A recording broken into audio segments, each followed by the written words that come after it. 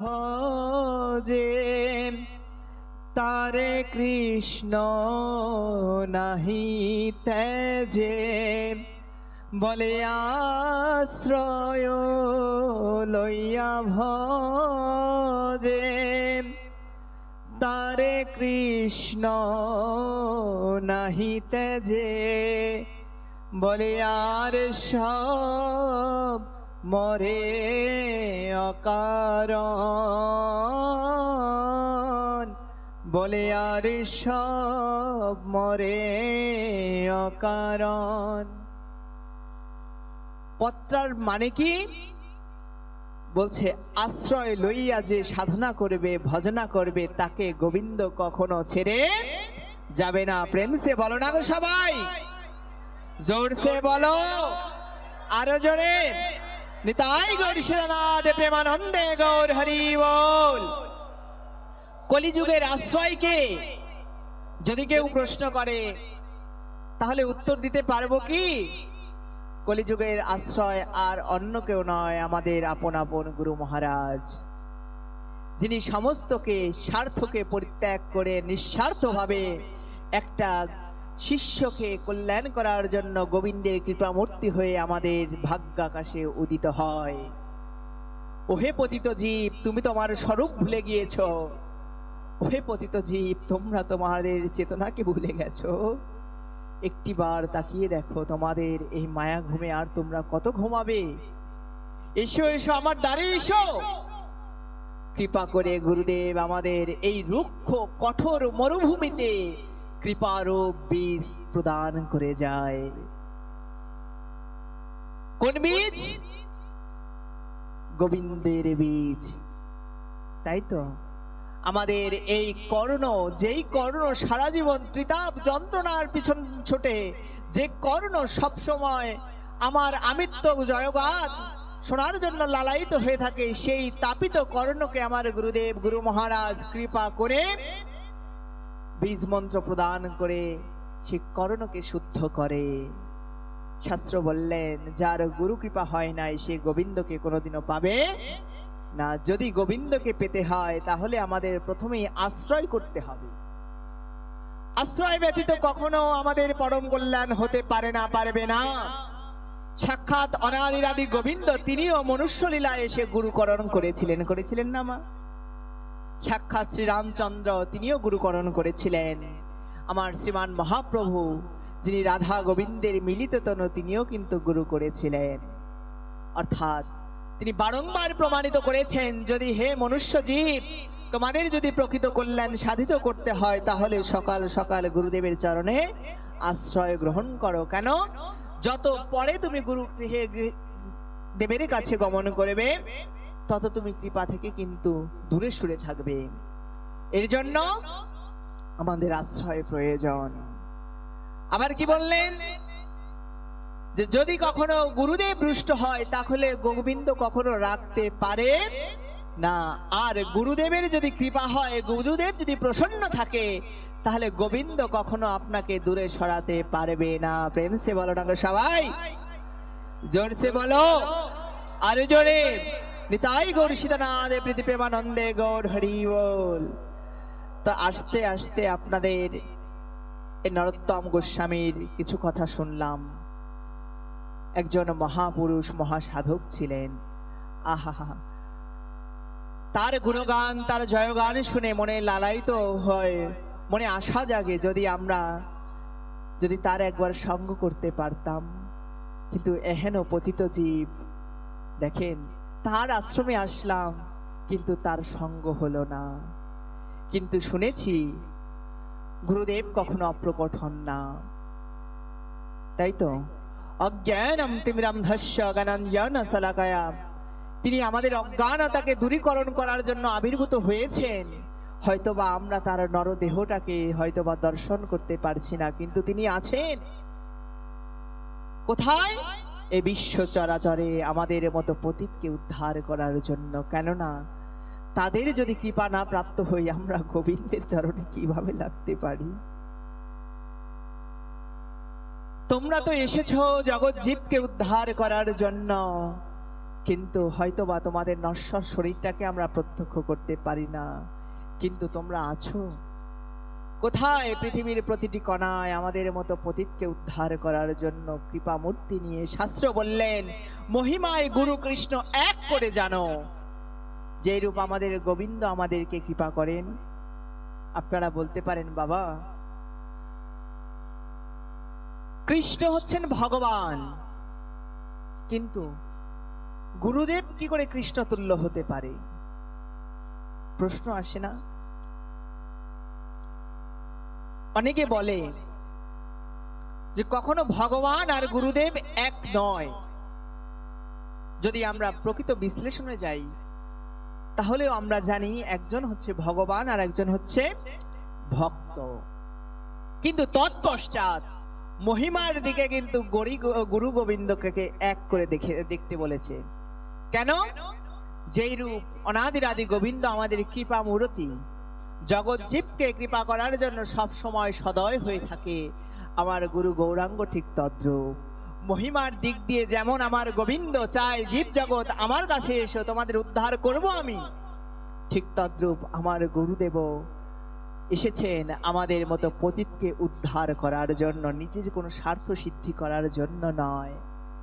সেই জন্য শাস্ত্র বললেন মহিমার দিক দিয়ে গুরু এবং গোবিন্দ দুজনেই এক। কিন্তু তত্ত্বগত দিক দিয়ে আমাদের গুরু হচ্ছে অনাদিরাদি গোবিন্দর কাছে পৌঁছানোর সিঁড়ি। যদি কোনো মূঢ় ব্যক্তি গুরুকে অবজ্ঞা করিয়া যদি গোবিন্দকে ভজনা করে, তার তৎক্ষণাৎ সাধন ভজন সমূলে কিন্তু বিনষ্ট হয়।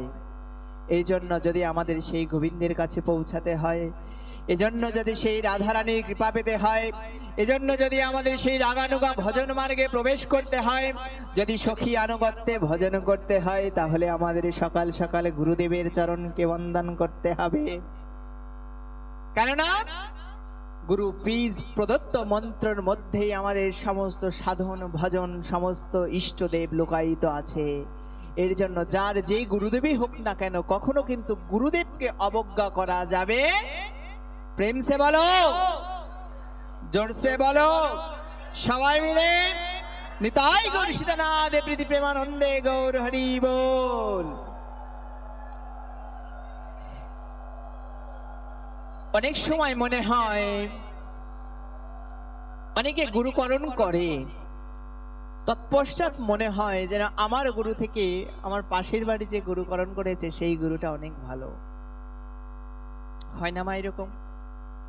কিন্তু শাস্ত্র বললেন গুরুকে নিয়ে কখনো এহেন চিন্তা ভাবনা করা উচিত নয়। যদি তুমি বুঝতে পারো যে আমার গুরুর মধ্যে কোনো সমস্যা রয়েছে, তুমি তার থেকে দূরে থাকতে পারো, কিন্তু তাই বলে তাকে অবজ্ঞা বা তাকে নিয়ে সমালোচনা কখনো করা যাবে না। যদি মনে হয় যে আমার একজন গুরু পছন্দ হয়েছে, তুমি তাকে শিক্ষাগুরু রূপে দর্শন করো, আপত্তি নাই।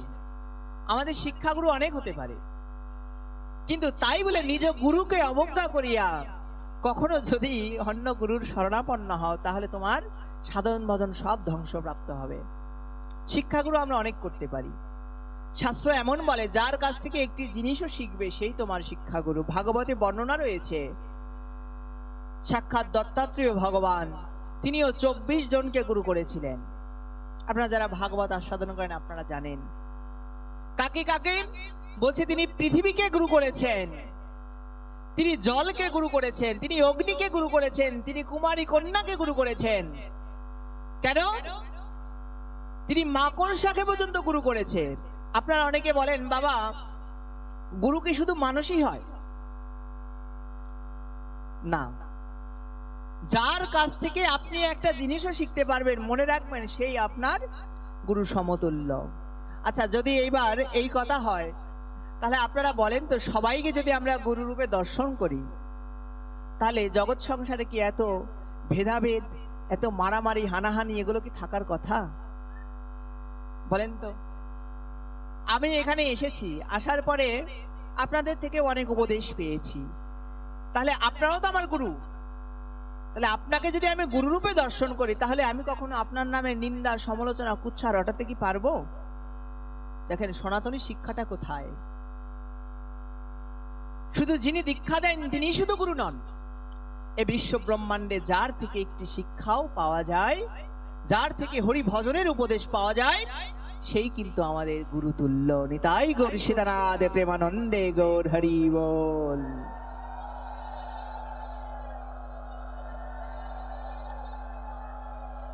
আর আমরা যারা বৈষ্ণব মন্ত্রে দীক্ষিত বা যারা বৈষ্ণবীয় আচার ধারায় আছি, যারা আমরা বিভিন্ন পরিবারের আওতাভুক্ত, যেমন ঠাকুর নরোত্তম পরিবার, অদ্বৈত পরিবার, নিত্যানন্দ পরিবার, তাই না? তা আমাদের গুরু মহারাজটাকে আগে চিনতে হবে। আমাদের গুরু কে? রক্ত মাংসে একটা শরীর? বলছে না। শাস্ত্র এমনি এমনি বলে নাই গুরুকে কখনো মনুষ্য জ্ঞান করিতে নাই। আমাদের এই বৈষ্ণবীয় যে গুরু পরম্পরা বা যারা আমরা রাগানুগা মার্গের ভজন পদ্ধতির সঙ্গে যুক্ত হয়েছি, তারা জানি গুরু আর অন্য কেউ নয়। বৃন্দা দেবীর কাছে প্রার্থনা করলেন, এই নিবেদন ধরো, সখীর অনুগত করো, সেবায় অধিকার দিয়ে করো নিজ দাসী। গাইলেন না মা? বৃন্দা দেবীর কাছে কি বলছেন? যে আমার এই নিবেদনটা তুমি ধরো। কোন নিবেদন? সখীর অনুগত করো। আচ্ছা, বৃন্দা দেবীর কাছে বললেন সখীর অনুগত করো, অর্থাৎ গোবিন্দের সেবাকুঞ্জে গোবিন্দ ব্যতীত অন্য কোনো পুরুষ মানুষ এলাও না। এবার একটু গভীরে প্রবেশ করি। যদিও আমি ছোট মানুষ, এত গভীরে ঢোকাটা আমার ঠিক না, তারপরেও আলোচনার সাপেক্ষে চলে আসলো, একটু মন দিয়ে শুনি না। বলছে যারা আমরা বাবাজিরা রয়েছি, যারা আমরা মাতাজিরা রয়েছি, আমরা এ জগতে যতই আমার আমিত্ব পাওয়ার খাটাই না কেন, শক্তি দেখাই না কেন, সাধন জগতে ভজন জগতে কিন্তু নারী না হয়ে গেলে আমাদের গোবিন্দের কুঞ্জে আমাদের প্রবেশ অধিকার হবে না। হবে কি মা? যারা রাগানুগা মার্গের আচার মঞ্জুরিতে দীক্ষাপ্রাপ্ত বা শিক্ষাপ্রাপ্ত হয়েছেন, তারা বলেন তো, সখী ভাব ব্যতীত কখনো কি গোবিন্দের ওই অপ্রাকৃত সেবার মধ্যে কি ঢোকা সম্ভব? কখনোই সম্ভব না। এর জন্য আমাদের দীনকৃষ্ণ দাস ঠাকুর কলমে ছোট্ট করে লিখে গেলেন, এই নিবেদন ধরো, সখীর অনুগত করো, সেবায় অধিকার দিয়ে করো নিজ দাসী। বলছে এই সেবায় অধিকারটা বৃন্দা দেবীর কাছে চাওয়ার আগে যার কাছে চাইতে হয় সেই হচ্ছে আমার গুরুদেব। তাই গৌর সীতানাথ প্রেমানন্দে গৌর হরি বল।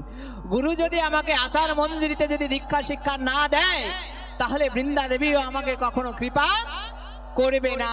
এর জন্য গুরুদেবকে ধরে আগে ভজন শিখতে হয়, সাধনা শিখতে হয়, তারপরে গিয়ে গুরু বীজ মন্ত্র দীক্ষা শিক্ষার ঘরে গিয়ে, আচার মঞ্জুরির ঘরে গিয়ে যখন আমার সেই গুরুদেব সেই ভজনের উপযুক্ত করে দেয়, তখন বৃন্দা দেবী আর কৃপা করতে বাদ রাখে না। এর জন্য দেখবেন আপনারা কত সুন্দর শিক্ষা এখানেই রয়েছে। প্রথমে এসেই আগে গুরু বন্দনা, তাই না মা? পাঠ শুরু হওয়ার আগে কি করি আমরা? গুরুদেবের বন্দনা করি। কি গাইলেন আপনারা? গুরু কৃপাহি কেবলাম,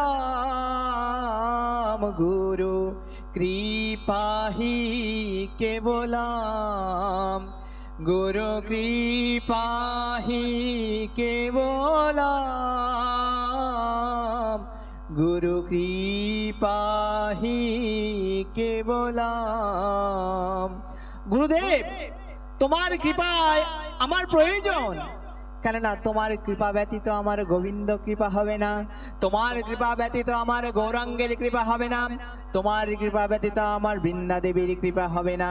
এই জন্য যদি কৃপা পেতে হয় আগে গুরুচরণকে আমাদের আশ্রয় করতে হবে। তারপরে কি গাইলেন? তুলসী মঞ্জরি, তুলসী আরতি গাইলেন, তাই তো? সেই তুলসী আরতির মধ্যেই তো গাইলেন, এই নিবেদন ধরো, সখীর অনুগত করো। এই লাইনটা তো আগে গান নাই আপনারা। আগে গুরুদেবের বন্দনা করলেন, তারপরে তুলসী দেবীর কাছে প্রার্থনা করলেন, তারপরে পঞ্চতত্ত্বকে বন্দনা করলেন। কেন? এই কলিযুগের মধ্যে গুরু গৌরাঙ্গের শক্তি যার চরণ থেকে নেমে আসছে, সে আর কেউ নয়। গুরুদেব যে শক্তিটা পাচ্ছে শিষ্যকে কৃপা করিবার, সেই শক্তিটা কার? সেই শক্তিটা কার? অন্য কারো নয়, আমার গুরু গৌরাঙ্গের। সাক্ষাৎ আমার রাধারানীর কৃপা যার উপরে বর্ষিত হয়েছে, যদি আমার সাক্ষাৎ রাধারানীর কৃপা যদি কখনো মূর্তি রূপ ধারণ করে, সেটাই আমাদের গুরুদেব। কেন? যেই মার্গে আপনি পৌঁছাতে যাচ্ছেন, সখী আনুগত্যে যেই ভজন করতে যাচ্ছেন, সেই ভজনের অধিকার একমাত্র আমাদের গুরুদেবই দিতে পারবে। যদি কখনো গুরুদেব যদি কোনো শিষ্যকে না দেয়, তাহলে আপনার আমার ওই সেবা কুঞ্জে যতই বৃন্দাদেবী কৃপা পৌঁছানো কিন্তু কখনোই সম্ভব নয়। যদি সেই মধুর ভাবে গোবিন্দকে ভজনা করতে হয়, যদি আমার সেই রাধারানীর সখীদের সনে যদি ভজন করতে হয়, যদি আমাদের সেই রাধারানীর সেবা কুঞ্জে প্রবেশের অধিকার চাইতে হয়, তাহলে তো আমাদের তো কোনো শক্তি নাই। রাধারানীকে বলবো, রাধারানী আমাকে একটু কৃপা করো। আমাদের তো কোনো সাধনা নাই, আমাদের তো কোনো ভজনা নাই যে আমরা সখীদের কাছে মিনতি করব, হে সখীবৃন্দ আমাকে তোমরা একটু কৃপা করো। তাহলে আমাদের যদি কারো কৃপা করতে হয়, তাহলে সখীর চরণ ধরে যিনি আছেন তাহলে তার কাছে প্রার্থনা করতে হবে। আর আমাদের গুরুকে, আমাদের গুরু হচ্ছে সেই সখীর চরণ আশ্রয় করে আছে, যিনি আমাদের মতো পতিতকে যদি কখনো বলে দেয়, হে রাধারানী তুমি এই অধমের প্রতি একটু কৃপা করো, তাহলে দেখেন আমাদের গুরুর মতো বান্ধব আর কিন্তু কোনো জগতে হয় না। কেননা সেবা কুঞ্জে যদি কেউ অধিকারের জন্য প্রার্থনা করতে পারে, সে হচ্ছে আমার পরম গুরুদেব। আর সাধনায় ভজনায় যখন উন্নীত করা যায়, গুরুর স্বরূপ যখন আমাদের সামনে প্রকটিত হয়, তখন গুরুর আমাদের এই নশ্বর শরীরটা কিন্তু প্রত্যক্ষ হয় না, তখন সেই গুরুর অপ্রাকৃত সখী ভাব আমাদের দর্শন হয়, যদি আমরা শিষ্যের মতো শিষ্য হতে পারি। এর জন্যই গুরু কিন্তু কোনো রক্ত মাংসে গড়া শরীর নয়, গুরু অপ্রকৃত কখনোই হন না। গুরুদেব সব সময় আমাদের কৃপা করার জন্য নিজে প্রত্যক্ষ রূপে সেই সেবা কুঞ্জে থেকে আমাদের রাধা গোবিন্দের যুগল সেবা করেন। অতএব গুরুকে কখনো মনুষ্য জ্ঞান করা যাবে না। আপনারা হয়তো বা ব্যথা পেতে পারেন, আপনাদের গুরুদেব চলে গিয়েছেন, কিন্তু না, গুরুদেব আছেন।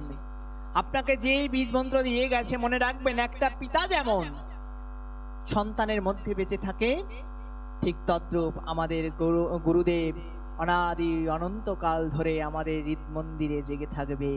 তার কৃপা দৃষ্টি নিয়ে, তার করুণা নিয়ে আমাদের উপযুক্ত শিষ্য হতে হবে। কেন জানেন মা?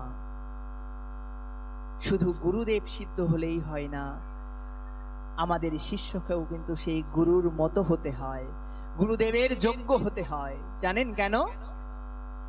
আপনারা জানেন, হয়তোবা অনেকেরই অনেক বড় গুরু থাকতে পারে, কিন্তু আমি যদি শিষ্য না হতে পারি, তাহলে গুরুদেবের কৃপা আমি প্রত্যক্ষ পাবো না। গুরুদেবের যদি প্রত্যক্ষ কৃপা পেতে হয়, আমাদের আগে শিষ্য হয়ে উঠতে হবে। প্রেম সে বলো না গো সবাই, জোরসে বলো, আরো জোরে, নিতাই গৌর সীতানাথ প্রীতি প্রেমানন্দে গৌর হরি বল। শাস্ত্র বলে, গুরু যদি অধোগতিতেও চলে যায় কোনো কারণবশত, শিষ্য যদি সঠিক থাকে, শিষ্য যদি শিষ্যের মতো হয়ে ওঠে, শিষ্য যদি সেই গুরুদেবের আদেশকে মেনে যদি কখনো ভগবত সেবায় যদি নিজেকে উৎসর্গ করে, যদি গোবিন্দের কাছে, গুরুদেবের কাছে যদি আত্মসমর্পণ করে, তাহলে বলছে গুরুদেব যদি অধপতিতও হয়, ওই শিষ্যের গুণে গুরুদেব কিন্তু উন্নীত হতে পারে। অতএব গুরু শিষ্য কেউ কিন্তু সাধারণ নয়। এজন্য গুরু কৃপা পেতে হলে আগে আমাদের শিষ্য হওয়াটা জানতে হবে। বলছে শিষ্য হয়েছিলেন কে? শিষ্য হয়েছিলেন আমাদের ধ্রুব মহারাজ, শিষ্য হয়েছিলেন আমাদের ঠাকুর নরোত্তম। আপনারা জানেন আমাদের গোস্বামী হচ্ছে 6 জন, কিন্তু আমাদের গোস্বামী মূলত 8 জন, তাই না মা? তাদের ভিতরে 2 জনের নামকে তারা প্রকাশিত করেন নাই। কেন জানেন? দেখেন দৈন্যতাটা কোথায়। এর জন্য আমরা সবসময় বলি গুরুদেবকেও কিন্তু সবসময় প্রকাশ করতে নাই। কেননা আমার গুরুদেবকে যদি আমি অন্যের সামনে প্রকাশ করি, হয়তোবা কোনো কারণবশত সে আমার গুরু নিন্দা করলে আমার কিন্তু মহা মহা অপরাধ। এর জন্য গুরু কিন্তু গোপন বস্তু, গুরুকে সবসময় সবার সামনে কিন্তু প্রচারও করতে নাই, এটা শাস্ত্র সিদ্ধান্ত। আপনারা জানেন আমাদের সনাতনে আরেকটা শিক্ষা আছে, কখনো মা বাবা এবং স্বামীর নাম কিন্তু সহজে উচ্চারণ করার নিয়ম নাই। যদি কখনো করতে হয় অবশ্যই কানে হাত দিয়ে করতে হবে, না হলে সম্মান দিয়ে করতে হবে। কেননা যদি আমাদের বলার মধ্যে যদি কোনো ত্রুটি বিচ্যুতি হয়ে যায়, তাহলে সেখানে অপরাধ হয়। এই জন্য অবশ্যই আমরা যখন গুরু মহারাজের নাম স্মরণ করি তখন অবশ্যই আমাদের কান স্পর্শ করতে হয়, যেন আমাদের কোনো অপরাধ না হয়, কেননা এগুলো হচ্ছে গুপ্ত বস্তু। তো দেখেন, সেই অষ্ট গোস্বামীর মধ্যে 6 জনকে আমরা চিনি, বাকি 2 জনকে চিনি না। বাকি 2 জনের একজন হচ্ছে লোকনাথ গোস্বামী, যার জন্ম কিন্তু বা যার ধাম হচ্ছে আমাদের তালখড়িতে, তাই না, বাংলাদেশে। তো তিনি পরবর্তীতে যখন বৃন্দাবন চলে যায়, তখন আমাদের সাক্ষাৎ গৌরাঙ্গ মহাপ্রভুর কৃপা নিয়ে যিনি জগৎ মাঝে আবির্ভূত হয়েছিলেন তিনি ঠাকুর নরোত্তম গোস্বামী। এই নরোত্তম ঠাকুর নয়, তিনি হচ্ছেন একমাত্র গৌরহরি কৃপা নিয়ে আবির্ভূত হয়েছিলেন। গৌরহরি যখন লীলায় ছিলেন, আপনারা ইতিহাসটা জানেন, তখন এই যে আপনারা গেলেন যে নরোত্তম দাস ঠাকুরের যত বৈষ্ণব পদাবলী, যত পদ আছে, বৈষ্ণব জগতে আমরা যেসব কীর্তন করি অধিকাংশই কিন্তু আমাদের নরোত্তম দাস ঠাকুরের লেখা, যিনি সাক্ষাৎ আমাদের চৈতন্য মহাপ্রভুর কৃপা প্রাপ্ত ছিলেন। কিন্তু এই নরোত্তম দাস ঠাকুর কিন্তু গৌরের কৃপা পেয়েই কিন্তু তার হয় নাই, তার কিন্তু গুরু কৃপা প্রয়োজন ছিল, গুরুচরণকে তার আশ্রয় করতে হয়েছে। এই নরোত্তম দাস ঠাকুরের জন্য আমার চৈতন্য মহাপ্রভু পদ্মা নদীতে তার প্রেমধনকে সঞ্চিত করে রেখে গিয়েছিলেন। নরোত্তম দাস ঠাকুর এই কৃপা পেলেন, পাওয়ার পরে তিনি বৃন্দাবনে যখন গমন করলেন, গুরুকরণ করতে চাচ্ছে, গুরু করবে কাকে? তখন লোকনাথ গোস্বামীকে তিনি দেখলেন। লোকনাথ গোস্বামী বললেন, আমি কোনো শিষ্যত্ব করাবো না, আমি কাউকে দীক্ষা দেব না। কেন জানো, শিষ্য যদি ভুল করে সে পাপ কিন্তু গুরুকে স্পর্শ করে। এমন এমন অনেক গুরুদেব দেখবেন মা, যে তার অন্তিম সময়ে সে অনেক দুঃখ, অনেক কষ্ট, অনেক যন্ত্রণা নিয়ে তরপাতে দেহ রাখে। যেমন আমাদের ওইখানে আছেন 108 চৈতন্য দাস বাবাজি মহারাজ, সিদ্ধ পুরুষ ছিলেন, কিন্তু তারপরেও তার অন্তিম সময় তার কষ্ট ভোগ করে যেতে হয়েছে। কেন? গুরু কুশাই তো মুক্ত, কিন্তু তারপরেও কার কষ্ট ভোগ করে? বলে যে শিষ্যরা যেগুলো কথা না শোনে। বাবা মা যেমন, সন্তান যদি অকাজ করে, কুকাজ করে, তাহলে বাবা মায়ের যেমন কষ্ট হয়, সেই কর্মফল বাবা মার উপর বর্তায়, ঠিক তদ্রূপ গুরু মহারাজ যদি তার সন্তান, তার ছেলেপেলেকে যদি না শিক্ষা দিতে পারে, তাহলে এই শিষ্যের পাপও কিন্তু গুরুদেব নিজে মাথায় বহন করে। কেন? শিষ্য তো আমারই, ওরা তো আমার সন্তান সম।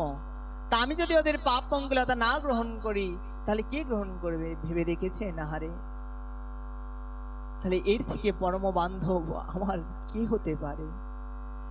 এই জীবনে আমার গুরু ব্যতীত বন্ধু আর কে হতে পারে, যে শিষ্যকে পরিত্রাণ করার জন্য শিষ্যের পাপ নিতেও কখনো অস্বীকার করে না, শিষ্যকে সেই ভজন পদ্ধতিতে যুক্ত করার জন্য শিষ্যের সমস্ত দায়ভার নিজে কাঁধে বহন করে। তার থেকে বন্ধু, তার থেকে বান্ধব জগতে আর কে হতে পারে? নরোত্তম দাস ঠাকুর বারবার গেলেন লোকনাথ গোস্বামীর কাছে। লোকনাথ গোস্বামী বললেন, আমি কিছুতেই কিন্তু শিষ্যত্ব গ্রহণ করাবো না, তুমি চলে যাও, আমি দীক্ষা দেব না। কিন্তু নরোত্তম দাস ঠাকুর বুঝলেন, ওহো, মনে প্রাণে আমি তোমাকে গুরু রূপে মেনেছি, যদি তুমি আমাকে দীক্ষা নাও দাও তাহলে তুমি আমার গুরু, আমি তোমার পা ছাড়বো না, আমি তোমার চরণ ছাড়বো না। যখন এই কথা বলছেন, লোকনাথ গোস্বামী 1 দিন 2 দিন 3 দিন 4 দিন করে তাড়িয়ে দিলেন। চৈতন্য মহাপ্রভু সাক্ষাৎ লোকনাথ গোস্বামীকে স্বপ্নাদেশ করলেন যে তুমি নরোত্তমকে শিষ্য বানাও। কিন্তু তা সত্ত্বেও লোকনাথ গোস্বামী আজকে পরীক্ষা করছে। নরোত্তম দাস ঠাকুর দেখেন জমিদার বংশে এসেছিলেন, আপনারা জানেন ইতিহাসটা, কিন্তু সেই জমিদারের সন্তান হওয়া সত্ত্বেও নরোত্তম দাস ঠাকুর দেখলেন বৃন্দাবনে এখন অনেক বাথরুমের ব্যবস্থা হয়েছে, আগে এরকম বাথরুম ছিল না। সেই বাথরুমে সবাই বাহ্যে গমন করতেন, গুরু গোসাইরা বাহ্যে যেতেন, ভোর অন্ধকার থাকতে যমুনার পারে গিয়ে তারা মলমূত্র বিসর্জন করতেন। একদিন নরোত্তম ঠাকুর চিন্তা করে দেখলেন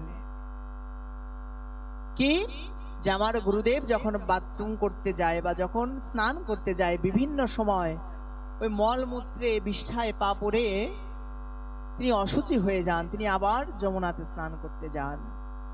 এই কথা চিন্তা করতে করতে তিনি ভাবলেন, আহারে আমার গুরুদেবের কত কষ্ট, আমার গুরুদেবের কত দুঃখ, বারংবার তাকে এইভাবে স্নান করতে হয়, বৃদ্ধ শরীর, কি করা যায়? তিনি তার সমস্ত কিছু ভুলে গিয়ে সেই ময়লা পরিষ্কার করে দিতেন। দেখেন গুরু কৃপা কিভাবে পেতে হয়। শুধু গুরুদেব করলেই হবে না মা, গুরুদেবের কৃপাটাকে কিভাবে পেতে হয় সেটা আমাদের নরোত্তম দাস ঠাকুর উদাহরণ দিয়ে গিয়েছে। তো যখন তিনি মলমূত্র পরিষ্কার করতেন, একদিন লোকনাথ গোস্বামী দেখলেন, কি ব্যাপার, আজকে যেন জায়গাটা পরিষ্কার পরিষ্কার মনে হচ্ছে। প্রতিদিন 2-3 বার করে যেতে হয় আমাকে স্নান করতে, কিন্তু আজকে যেন জায়গাটা পরিষ্কার মনে হচ্ছে। কিন্তু কে করলো এই হেন কাজ? যদি মেথড দিয়েও কেউ কাজ করায় তাহলেও এত সুন্দর পরিষ্কার হয় না। একদিন লোকনাথ গোস্বামী প্রত্যক্ষ করলেন, সে আর অন্য কেউ নয়, সে আমার ঠাকুর নরোত্তম। তখন তিনি ভাবলেন, নরোত্তম, তোমার এহেন দৈন্যতা, তোমার এহেন দীনতা, এইভাবে যখন 1 দিন 2 দিন 3 দিন 5 দিন করতে করতে করতে করতে তখনও বললেন, তোমার আর এই সেবা করতে হবে না, তুমি অন্য সেবা করো, তুমি ঠাকুরের জন্য ফুল চয়ন করো, তুমি ঠাকুর সেবার জন্য জল এনে দাও, কিন্তু তোমার এই নিকৃষ্ট কাজ করতে হবে না। আজকে ঠাকুর নরোত্তম আমাদের শিখালেন মা। কখনো কখনো গুরু গৃহে যাই, অনেক সময় মহান যশ এসে যায় যে গুরুদেব যদি বলে যে এসেছিস, একটু বিছানাটা ঝাড় দিয়ে এখানে আজকে তোরা রাত কাটা। অনেক সময় আমরা গুরুদেবের বাড়ি যাই, আশ্রমে যাই, কিন্তু তখন অনেকের মনে জাগে, দেখো এসেছি গুরুদেবের জন্য, গুরুদেবকে মাসে মাসে এত টাকা প্রণামী দেই, এসে যদি কাজ করতে হয় তাহলে আশাটাই বৃথা। কিন্তু এভাবে করলে গুরুদেবের কৃপা হবে না মা। গুরুদেবের কৃপা প্রাপ্ত করতে হলে আমাদের দৈন্যতা প্রয়োজন, আমাদের দীনতা প্রয়োজন, নিচু থেকে আমাদের নিচু হতে শিখতে হবে। গুরুদেবের সান্নিধ্যে গিয়ে কখনো যত পারবেন তার সেবা করবেন। যদি গুরুদেবের জামা প্যান্টও যদি ধুয়ে দিতে হয় তাও করবেন, মনে রাখবেন সেটাই আপনার জন্য সেবা।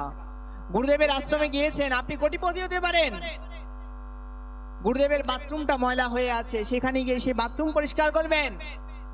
কেন জানেন? যদি সেবা দিতে না জানি তাহলে আমরা কিভাবে সেই সেবা কুঞ্জে প্রবেশ অধিকার পাবো? এই জন্য আগে আমাদের সেবাটাকে শিখতে হবে। গুরুদেব কৃপা করে আমাদের সেই সেবাকে অবগত করায়। যদি কোনো মূঢ় ব্যক্তির মনে যদি কখনো গুরু দেবকে সেবা করতে গিয়ে যদি কখনো কপটতা চলে আসে, যদি কামনা বাসনা মান চলে আসে যে আমি অমুক তমুক, তাহলে তার কৃপা পেতে অনেক দেরি হয়ে যাবে মা। এর জন্য গুরুদেবের কাছে সবসময় মনটাকে সরল করে যেতে হয়। আপনি যার সেবা করছেন, যিনি আজকে গুরুদেব হয়েছে, তার একটু আপনি সঙ্গ নিয়ে দেখবেন, তার সাথে বার্তা আলাপ করে দেখবেন, তিনিও তার গুরুদেবকে সেবা করেছেন। আজকে সে সেবা করতে করতে আজকে আপনার সামনে তিনি গুরুদেব হয়েছেন। অতএব সেই অপ্রাকৃত সেবায় যদি প্রবেশ করতে হয় তাহলে নরোত্তম দাস ঠাকুর সে দেখালেন, দেখো তিনি রাজার ছেলে হয়েও বিষ্ঠা পরিষ্কার করতে কিন্তু তার কোনো কুণ্ঠাবোধ তিনি করেন নাই।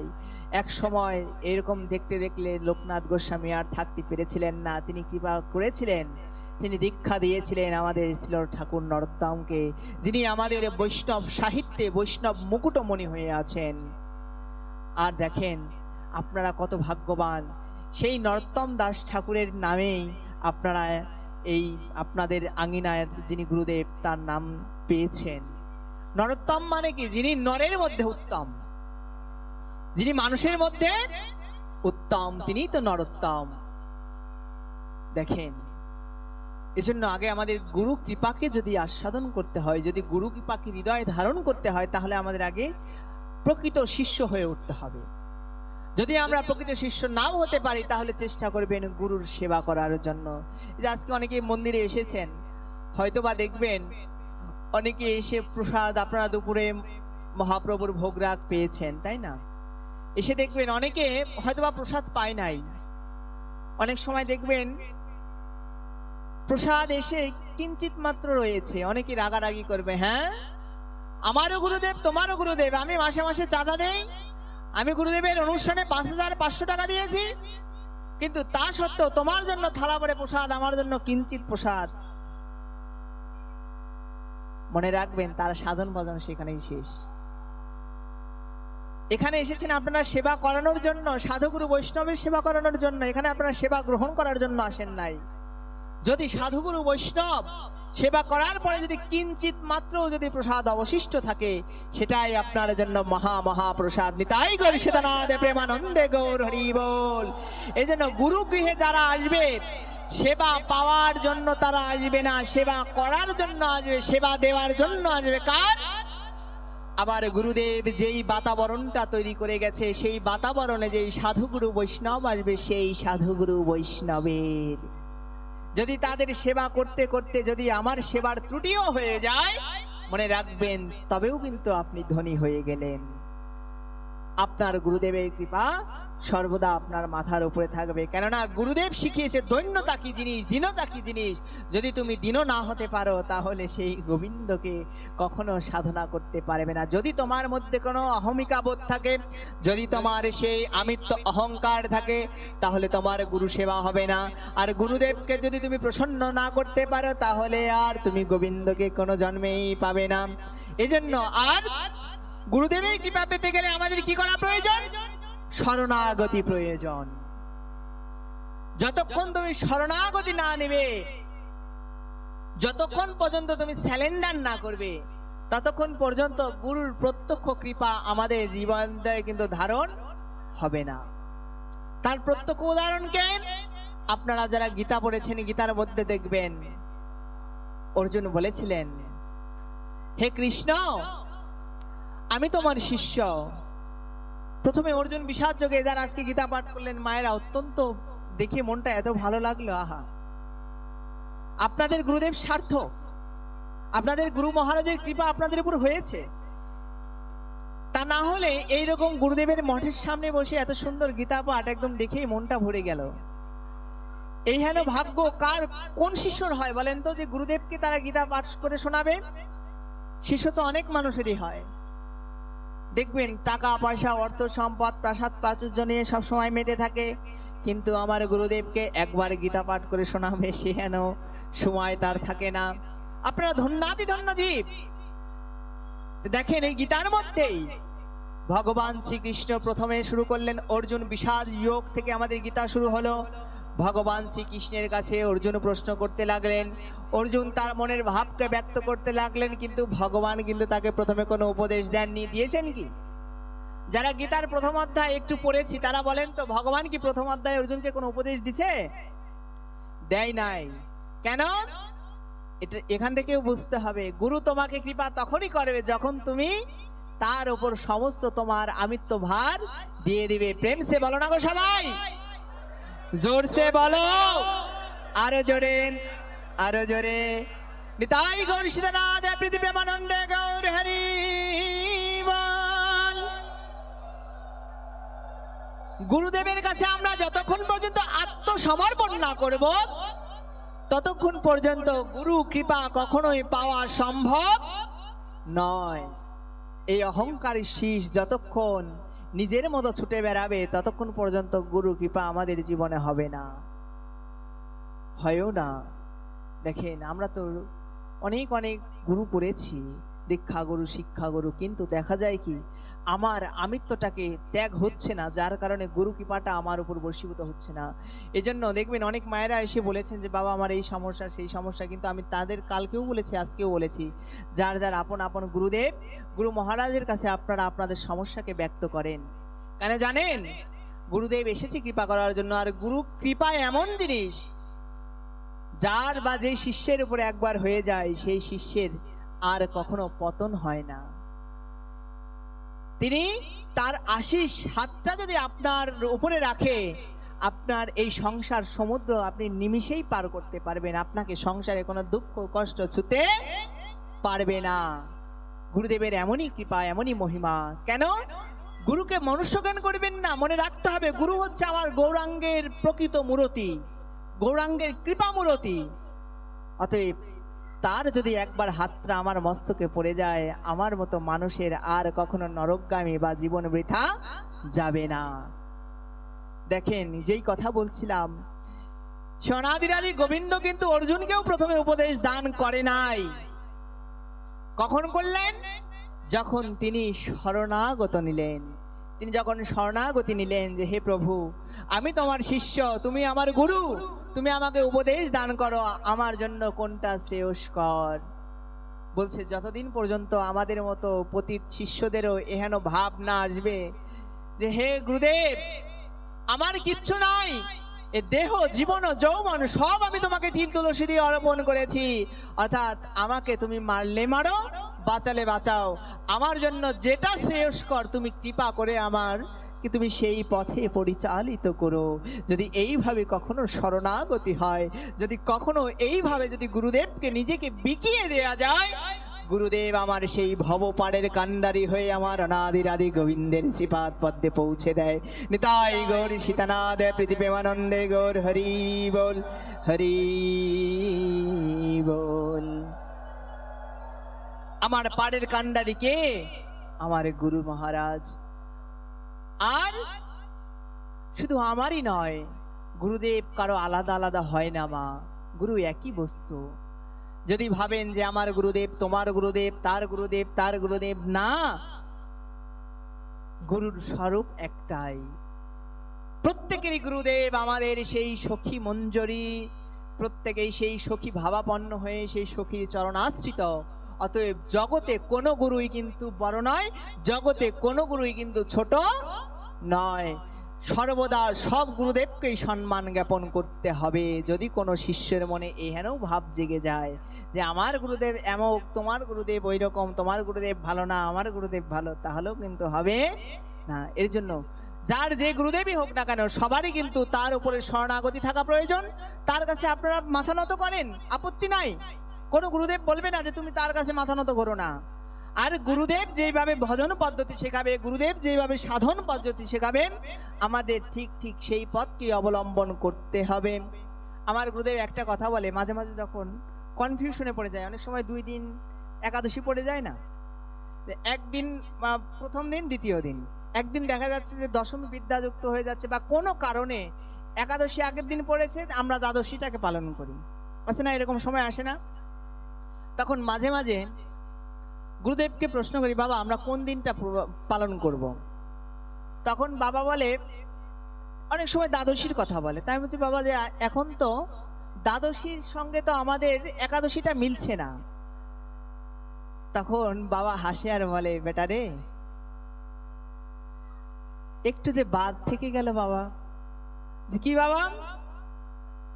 তোমার গুরুদেব যদি মানে যেদিনকে চতুর্দশী লাগবে সেই দিনেও যদি তোমাকে বলে আজকে তুমি একাদশী করো, তোমার জন্য মনে রাখবে সেই দিনই তোমার একাদশী। নিতাই গৌর সীতানাথ প্রেমানন্দে গৌর হরি বল। এই কথাটাকে কেন বলা? অনেক সময় আমাদের মধ্যে কনফিউশন জেগে যায়, অনেক সময় আমরাও দ্বিধায় পড়ে যাই যে এক জায়গায় গোস্বামী মতে আজকে একাদশী, আমার গুরু পরম্পরায় কালকে একাদশী, আমরা কোনটাকে ধরবো কোনটাকে ছাড়বো। মনে রাখবেন, গুরু বাক্য শির ধার্য। আমার গুরুদেব একটা কথা বলে, বাবা গুরুদেব যদি তোমাকে নরকেও নিয়ে যায় তাহলেও মনে রাখবে সেটা তোমার জন্য কল্যাণপ্রদ। এর জন্য গুরু কৃপাটা আমাদের প্রয়োজন। গুরুকে কখনো অবজ্ঞা করে বা গুরুকে পার করে নিজের কখনো সিদ্ধান্ত নিতে নাই। গুরুদেব যার যেদিন বলবে, যেই সিদ্ধান্ত দিবে যে আজকে তোমার একাদশী, আজকে তোমার পালন, আজকে তুমি এই ব্রত পালন করো, মনে রাখবেন শিষ্যের কিন্তু সেটা অক্ষরে অক্ষরে পালন করা উচিত। এতে কোনো দ্বিধাগ্রস্ত থাকা যাবে না। যদি থাকেন, আমাদের সাধন ভজন থেকে আমরা বিচ্যুত হয়ে যাব, শরণাগতি নিতে পারবো না। যেখানে আমার জীবন যৌবন সবকিছু আমি তাকে অর্পণ করে দিয়েছি, তাহলে সেখানে তো আমি তো কোনো সিদ্ধান্ত থাকতে পারে না, পারে কি? আমার এই দেহ তৈরির সমস্ত দায়ভার আমি আমার গুরুদেবের শ্রীপাদ পদ্মে দিয়ে রেখেছি, তাহলে সেখানে তো আমার নিজস্ব কোনো মতামত থাকতে পারে না। এজন্য আমাদের শরণাগত নিতে হবে, শরণাগতি নিয়ে সেই সাধন ভজন করতে হবে। কেননা আশ্রয় ব্যতীত কখনো আমরা গোবিন্দকে মিলাতে পারবো না। যে মার্গেই ভজনা করি না কেন, যে যতই গোবিন্দকে ভালোবাসি, কিন্তু আমাদের আশ্রয় হচ্ছে খুঁটি, কেননা গোবিন্দও কখনো কখনো আমাদের ত্যাগ করে যেতে পারে, পারে না? আপনারা বৃন্দাবন লীলায় দেখেন, অনাদিরাদি গোবিন্দ যখন ভক্তের মনে অহংকারকে দর্শন করলেন, রাসমণ্ডলী থেকে সেখান থেকে অনুপস্থিত হয়ে চলে গেলেন। গিয়েছিল না মা? রাস কি শুধু আনন্দের, না বিরহেরও আছে বলেন তো? আপনারা রাসলীলা শুনেছেন না? ভাগবতে, লীলা কীর্তনে, পদাবলিতে, তাই না? এই রাস কীর্তনের মধ্যেও কখনো কখনো যখন ভক্তের অহংকার হয়েছিল, তখন কিন্তু ভগবান আমার সেইখান থেকে অন্তর্ধান হয়ে গেছিলেন। তখন এক সখী আর এক সখীকে জড়িয়ে ধরে কাঁদতে লেগেছিলেন। দেখো দেখো, আমাদের ভুলের কারণে আমরা আমার কৃষ্ণ গুণনিধিকে হারালাম, আমরা আমাদের ভুলের কারণে আমরা সেই ভগবানকে হারিয়ে ফেললাম, আমরা আমাদের প্রাণধনকে হারিয়ে ফেললাম। ঠিক তদ্রূপ আমরা জীবেরাও আমিত্ব অহংকারে জন্ম জন্মান্তর ধরে গোবিন্দ থেকে পৃথক হয়ে যাচ্ছি। তখন এক সখী অন্য সখীর চরণকে আঁকড়ে ধরেছিলেন যে তোমার হয়তোবা কৃষ্ণ কৃপা হয়েছে, তুমি হয়তোবা সেই ভাগ্যমতী, আমার তো সাধনা নাই, ভজনা নাই, যদি তুমি কৃপা করো তাহলে গোবিন্দ তোমার ডাকে একবার হলেও আসতে পারে। ঠিক তদ্রূপ গুরু আর শিষ্য বলছে, আমরা তো শিষ্য হতে পারলাম না, আমরা তো সেই গোবিন্দকে ডাকতে পারলাম না, যদি আমরা সেই গুরু মহারাজের চরণকে ধরে থাকি তাহলে হয়তোবা যদি কখনো গুরুদেব যদি কৃষ্ণকে পায় তাহলে কৃষ্ণকে গুরুদেবই আমাদের এনে দেবে। নিতাই গৌরী সীতানাথ প্রেমানন্দে গৌর হরি বল। আমাদের তো সাধনা নাই, আমাদের ভজনা নাই, যদি সে গোবিন্দকে কেউ মিলিয়ে দিতে পারে সে একমাত্র আমাদের গুরুদেব। এর জন্য সব সময় অকৈতভাবে সেই গুরুদেবকে সেবা করতে হবে, শুশ্রূষা দিতে হবে। কোনো আমার আমিত্ব চিন্তা থাকা যাবে না, কখনো স্বার্থ নিয়ে কপটতা নিয়ে কখনো গুরুদেবের আশ্রয় করা যাবে না। যদি কোনো জীব করে সেই জীব মূর্খ। অতএব আমাদেরও উচিত যার যার গুরু মহারাজের কাছে শরণাগতি নিয়ে সাধনা ভজনা করতে। তো যাই হোক, আজকে আমাদের ভাগবতের অন্তিম রজনী, তাই না? একটু পরেই হয়তো বা আমাদের এই ভাগবত সঙ্গ বিশ্রামে চলে যাবে, আমাদের ভাগবত ভগবান হয়তো বা বিশ্রামিত হবে। কিন্তু আসুন, কালকে আমরা ভাগবতের বিভিন্ন মাহাত্ম্য নিয়ে আলোচনা করেছিলাম, আজকে এতক্ষণ আমরা গুরু মাহাত্ম্য নিয়ে আলোচনা করলাম। এইবার আমরা ছোট্ট একটু আলোচনা করব রাধারানীকে নিয়ে। কেন আলোচনা করব? আপনাদের এইখানে আপনারা হয়তোবা দেখেছেন, আমি এসেছিলাম দুপুরে, তাই না, এখানে প্রসাদ পাওয়ার জন্য। এইখান থেকে যাওয়ার পরে শরীরটা একটু ছেড়ে দিয়েছে, একটু বিছনায় শুয়েছি, নিদ্রা চলে এসেছে। কিন্তু তার মধ্য থেকেই কথাটা বলাটা কত যুক্তিযুক্ত হবে জানি না, স্বপ্নে দর্শন হলো। একজনের সঙ্গে বার্তালাপ করছিলাম রাধারানীর বিষয় প্রসঙ্গে।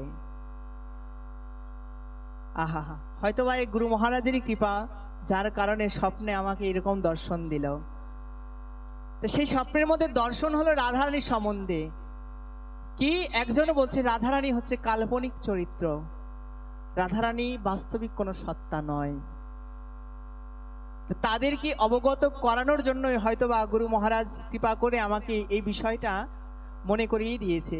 তো যেহেতু স্বপ্নে দর্শন করেছি সেহেতু একটু তার কথা বলতেই হচ্ছে, কেননা হয়তোবা কোনো কারণ ছিল যার কারণে আমি এরকম দৃশ্যটা দেখেছি। তো সেই সম্বন্ধে একটু কথা বলবো। রাধারানী, অনেক সময় বলে রাধারানী বেদের মধ্যে নাই, রাধারানী আমাদের ভাগবতে নাই, রাধারানী আমাদের মহাভারতে নাই, রাধারানী আমাদের হরিবংশে নাই। তাই তো অনেকে বলে না, বর্তমান নেট ফেসবুকে দেখবেন। কিন্তু রাধারানীকে বুঝতে গেলে আমাদের আগে প্রশ্ন করতে হবে, আমরা কি সেই রাধারানীকে জানার জন্য উপযুক্ত হয়েছি কিনা? প্রেম সে বলো না গো, জোর সে বলো, সবাই মিলে নিতাই গৌর সীতানাথ প্রীতি প্রেমানন্দে গৌর হরি বল। কালকে বলেছিলাম যার কৃপাতেই ভাগবত প্রকাশিত হয়েছে,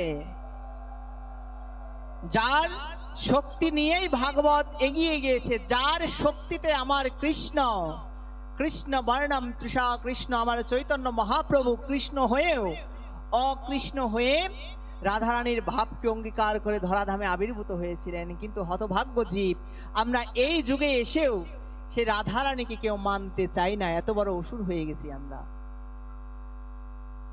যেখানে চৈতন্য মহাপ্রভু রাধা ভাবকে বুঝিয়ে গিয়েছেন, আমরা গানের মধ্যে গাই, যদি গৌর না হইতো কেমনে হইতো, কেমনে ধরিতাম রে শ্রী রাধার মহিমা, প্রেম রসন সীমা জগতে প্রচারিত কে। এই যে জগৎ মাঝে যে অপ্রাকৃত প্রেমধন বিলিয়ে গেলেন আমার গৌরাঙ্গ মহাপ্রভু, সেই প্রেমধনটি কার? আমাদের রাধারানীর।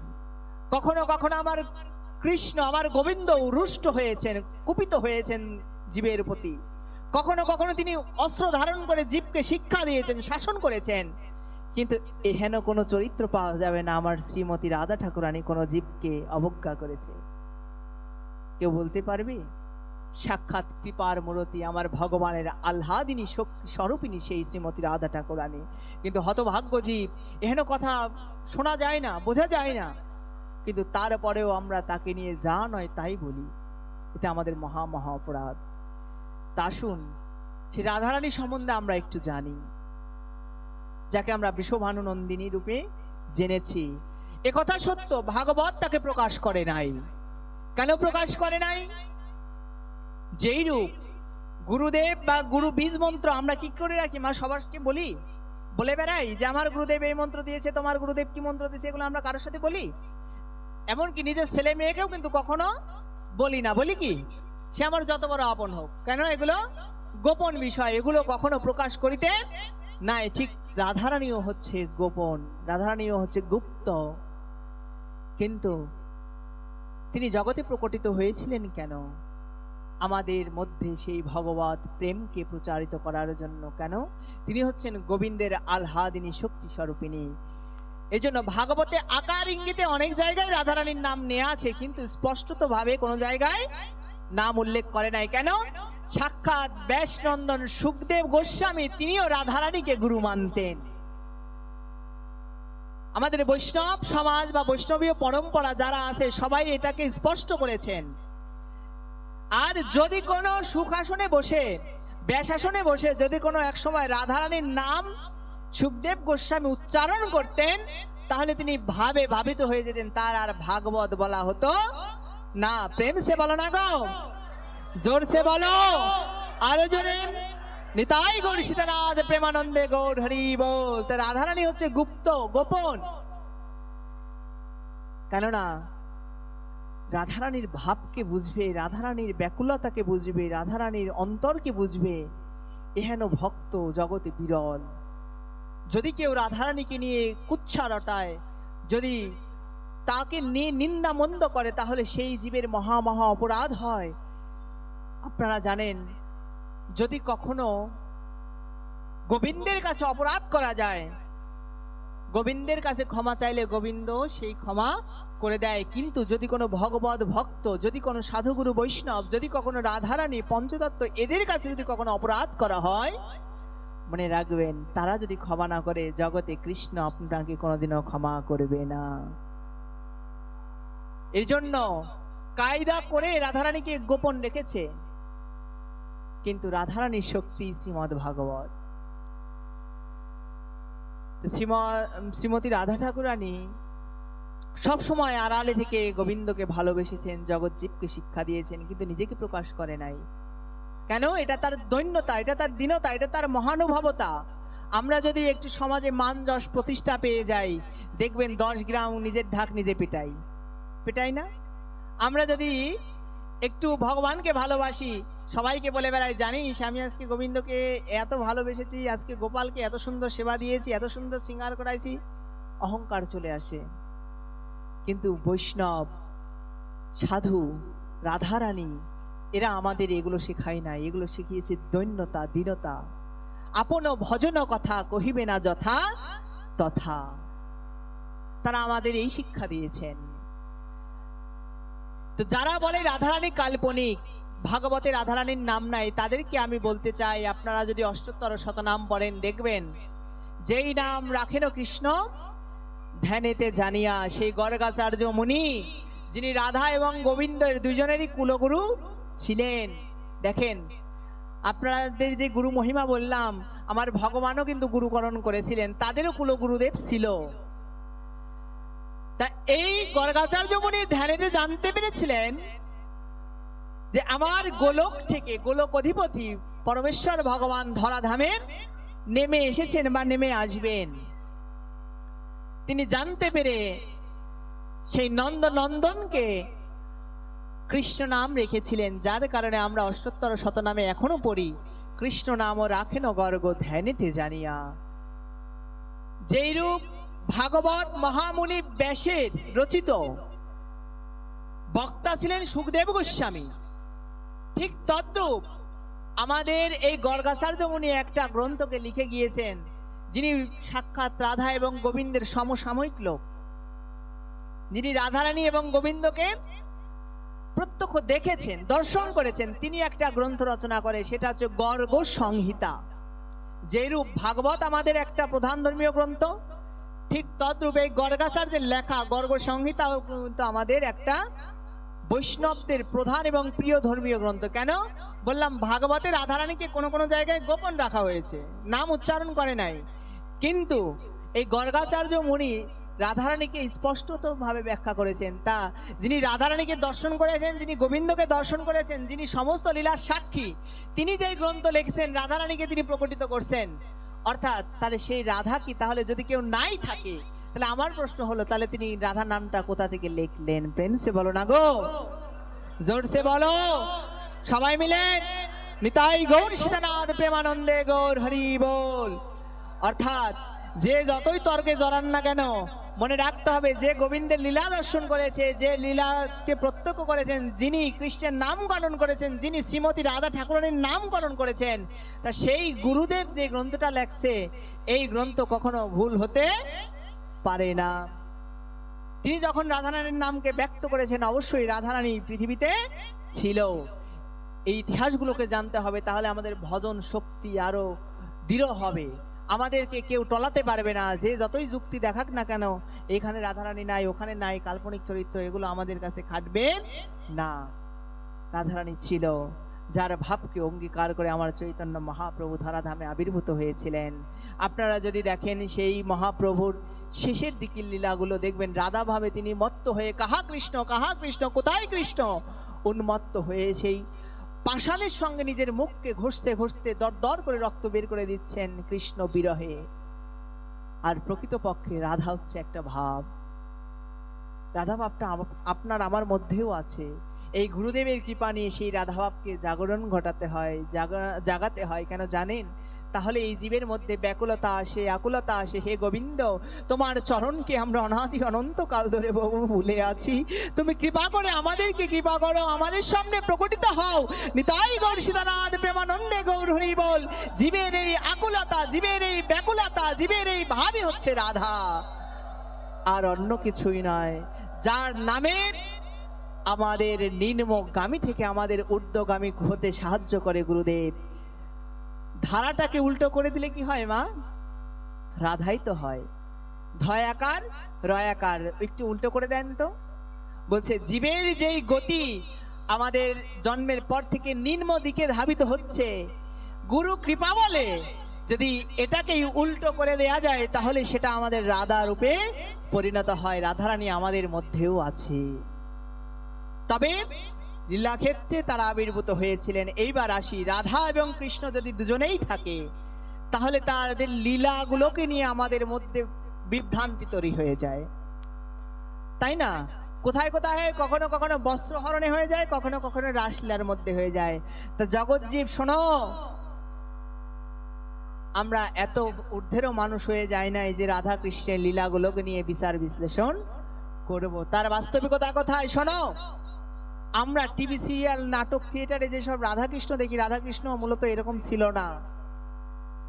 আমাদের প্রভু জগৎবন্ধু সুন্দর, আপনারা প্রত্যেকেই জানেন, ফরিদপুরের, তিনি বলে গেছেন যে গোবিন্দ বৃন্দাবন লীলা করেছেন 10 বছর 8 মাস পর্যন্ত। কত বছর বলেন তো? পিছন থেকে শোনা যায়? আমার কথা বোঝা যাচ্ছে তো? ভগবান শ্রীকৃষ্ণ কত বছর বৃন্দাবন লীলা করে বলেন তো? 10 বছর 8 মাস। আর রাধারানীর এতটুকু প্রমাণ পাওয়া যায় গোবিন্দের থেকে বড় ছিলেন, সর্বোচ্চ 1 বছরের বড়। তাহলে ধরেন 11 বছর বা 12 বছর, তাহলে একটা 10 বছর আর 11 বছরের ছেলে মেয়ে যদি একসঙ্গে থাকে কোনোদিনও, তাহলে আমরা তাকে যেভাবে কলঙ্ক দেই, এভাবে কি কলঙ্ক আদৌ কি দেয়া যায়? বিচার বিশ্লেষণ আপনাদের। কিন্তু কতটা মূর্খ জীব আমরা, এতটুকুই জানলাম না গোবিন্দ কতদিন পর্যন্ত বৃন্দাবন লীলা করলো। এর মধ্যেই গোবিন্দ বস্ত্রহরণ লীলা করে কত বছর বয়সে? মাত্র 7 বছর বয়সে। 7 বছরের একটা ছেলে যদি একটা মানুষের কাপড় নিয়ে যায়, তো তাকে কি আপনারা কলঙ্ক দেন? তার ভিতরে কি কোনো কামের কোনো প্রভাব থাকে? আর সে তো অনাদির আদি গোবিন্দ, সমস্ত মায়া থেকে তার ঊর্ধ্বে অবস্থান। তো তাকে নিয়ে আমরা বিচার বিশ্লেষণ করি, সালিশ দরবার পাতায় দিই, তাই না? কিন্তু এগুলো মহা মহা অপরাধ। রাধা এবং গোবিন্দকে নিয়ে আমরা যত কুচ্ছা রটাই, মনে রাখবেন এদেরকে নিয়ে সমালোচনা করতে হলেও যোগ্যতার প্রয়োজন। যেই গোবিন্দকে কামনা করে মানুষ ঘর ছাড়ে, বৃন্দাবনে যেয়ে দেখবেন কত এমপি মিনিস্টারের ছেলে, সে আজকে বৃন্দাবনে একটা কাপড় পরে রাধে রাধে করে বেড়াচ্ছে। কেন? তার কৃপা পাওয়ার জন্য। সেই রাধারানীকে আমরা কলঙ্ক দেই, কিন্তু আমরা জীব, আমরা বুঝতে পারি না সে কি ছিল, তাই তিনি কেন পৃথিবীতে আবির্ভূত হলেন, কি করানোর জন্য, আমাদের জগৎ জীবকে উদ্ধার করার জন্য, কৃপা করার জন্য। আমরা সে কথা না ভুলে গিয়ে তাদেরকে নিয়ে শুধু সমালোচনায় জড়াই। যদি আমাদের মনে কোনো সন্দেহ জাগে, তাহলে নিজ নিজ গুরুকে আপনারা প্রশ্ন করবেন, কেননা তত্ত্বগুলোকে প্রকাশ করার জন্যই গুরুদেব। বললাম অজ্ঞানতিমিরান্ধস্য, আমাদের জীবের যত অজ্ঞানতার অন্ধকার, সেই অন্ধকারকে থেকে বের করে এনে আমাদের সেই আলোর পথ দেখায় গুরুদেব। এই জন্য যার সাধন ভজন সম্বন্ধে, রাধা গোবিন্দ বৈষ্ণব সম্বন্ধে যার যত প্রশ্ন থাকবে, আপনারা যার যার নিজ গুরু দেবকে আপনারা প্রশ্ন করবেন। যদি গুরু যদি সদ্গুরু হয়, তাহলে অবশ্যই সেটার সমাধান করবে। তো আপনাদের চরণে আমার মিনতি থাকবে, কখনো যেন আমরা রাধা গোবিন্দকে নিয়ে আমরা কুচ্ছা না রটাই। যদি করতে হয় তাদের বন্দনা করুন। কেন? যেই রাধারানী আমার অপ্রাকৃত ভাবে আমার গোবিন্দকে ভালোবেসেছিল, যেই রাধারানী আমার নিজ সত্তাকে বিসর্জন দিয়ে সবসময় গোবিন্দের জন্য লালায়িত হয়েছিল, যেই রাধারানী আমার সবসময় গোবিন্দের জন্য উন্মুক্ত ছিল, নিজের আমিত্ব অহংকারকে বিসর্জন দিয়েছিল। যদি কোনো সন্ন্যাসী, যদি কোনো যোগী, যদি কোনো ধ্যানীকে যদি দেখতে হয়, আমার রাধারানীর মতো সন্ন্যাসী ত্রিজগতে খুঁজে আর পাওয়া যাবে না। প্রেম সে বলো না গো সবাই, জোর সে বলো না গো সবাই, আরো জোরে। নিতাই গৌর সীতানাথ প্রীতি প্রেমানন্দে গৌর হরি বল। প্রমাণটা কোথায়? রাধারানীর ভালোবাসাটা কেমন ছিল একবার দেখেন। আপনি আমি গোবিন্দকে ভালোবাসি স্বার্থ নিয়ে, কামনা বাসনা নিয়ে, কিন্তু রাধারানী আমার গোবিন্দকে ভালোবেসেছিল একমাত্র অপ্রাকৃত ভাবে।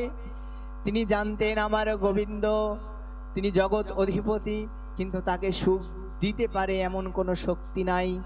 যদি আমার সেই গোবিন্দকে নিজেকে অর্পণ করতে পারি, যদি আমার সেবা দ্বারা যদি আমি একবার তাকে সন্তুষ্ট দিতে পারি, তাহলে আমার এই মানব জনম সার্থক। রাধারানীর ভাবটা এরকম ছিল। আমার অনাদির আদি গোবিন্দ গীতার মধ্যে বলে গেলেন, ইয়ে যথা মাম প্রপদ্যন্তে তামস্তথৈব ভজাম্যহম মম বর্তমান বর্তমন্তে মনুষ্যা পার্থ সর্বশঃ। হে অর্জুন, যে আমাকে যেইভাবে ভজনা করে আমি তাকে সেইভাবেই তুষ্ট করি। আমি জগতে কারো ঋণ রাখি না, গতকালকে আলোচনা করেছিলাম আমরা। কিন্তু শোনো শোনো জগৎ জীব, আমিও বৃন্দাবনে একজনের কাছে ঋণী হয়ে গিয়েছিলাম, আমার অনাদির আদি গোবিন্দ বলে। কখন, কিভাবে? আমি সবার ঋণকে পরিশোধ করেছি। আমি জরা ব্যাধকেও আমার ঋণ পরিশোধ করলাম। কেন? ত্রেতা যুগে যখন আমি রাম রূপে এসেছিলাম, আমি তখন বালিকে লুকিয়ে মেরেছিলাম। সেই বালি পরবর্তীতে আপনারা জানেন জরা ব্যাধ হয়ে আসে। তা আমি কারো ঋণ রাখি না।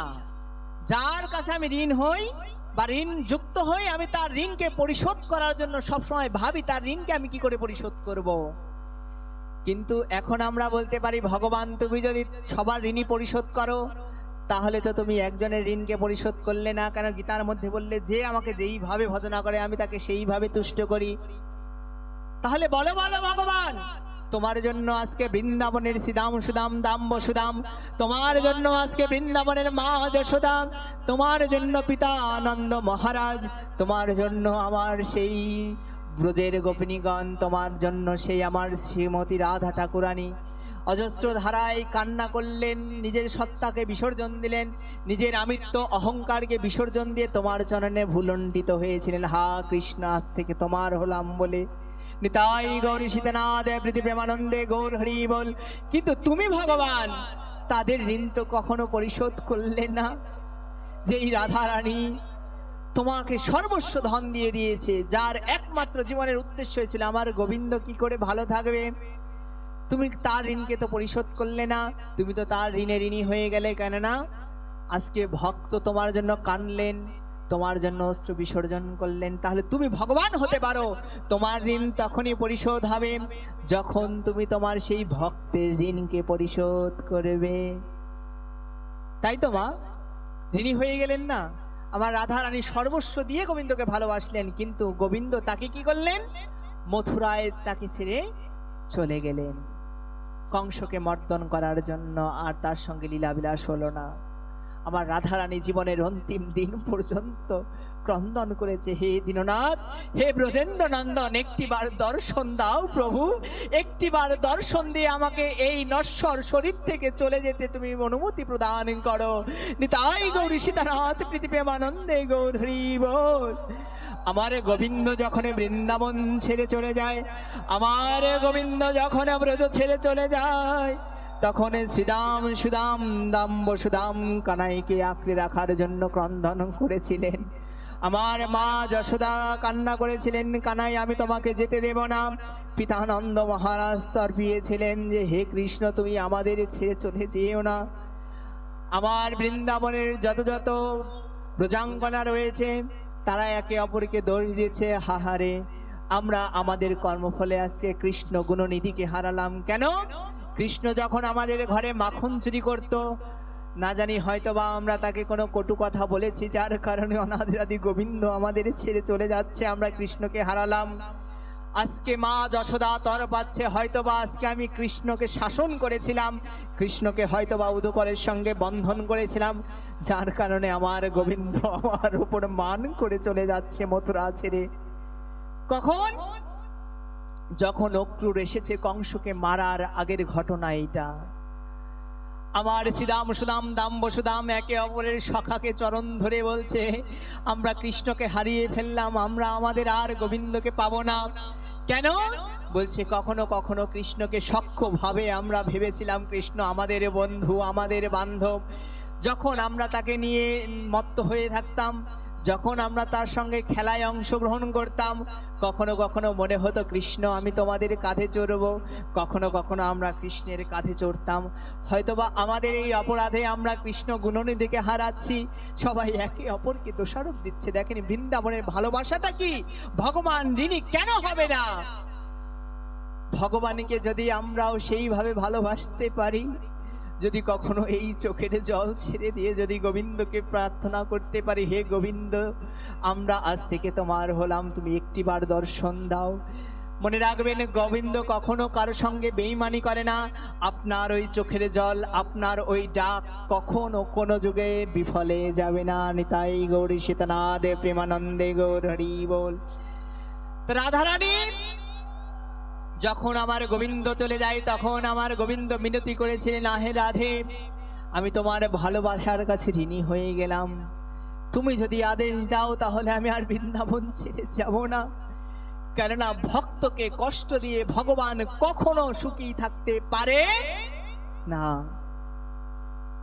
রাধারানী তর পাচ্ছিলেন, ছটফট করছিলেন, কৃষ্ণ বিরহ যন্ত্রণা তাকে সহ্য করতে হবে। কত বছরের? 100 বছরের বিরহ যন্ত্রণা ভোগ করতে হবে। রাধারানী জানতেন, তা সত্ত্বেও কৃষ্ণকে তিনি ভালোবেসেছিলেন। কেন? গোবিন্দ তোমার সুখেই আমার সুখ, তুমি যে কারণে ধরণীতে এসেছো তুমি তোমার কার্যকে পূর্ণ করো।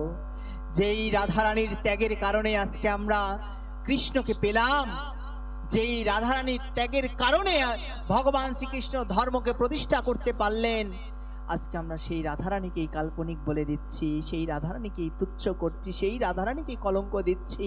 রাধারানী যদি বলতেন যে গোবিন্দ তুমি ব্রজ ছেড়ে এক মুহূর্ত বাইরে যাবে না, আমার গোবিন্দের শক্তি ছিল না, সামর্থ্য ছিল না, তিনি পরবর্তী লীলা করবেন। কেন জানেন? এটা গোবিন্দের কথা। ভগবান হচ্ছে ভক্ত বাঞ্ছা কল্পতরু। গোবিন্দ বলেন ভক্তের হাতে প্রেমের দড়ি, বলে ভক্ত যেদিক ঘোরায় ঘুরি, ভক্তের হাতে প্রেমের দড়ি।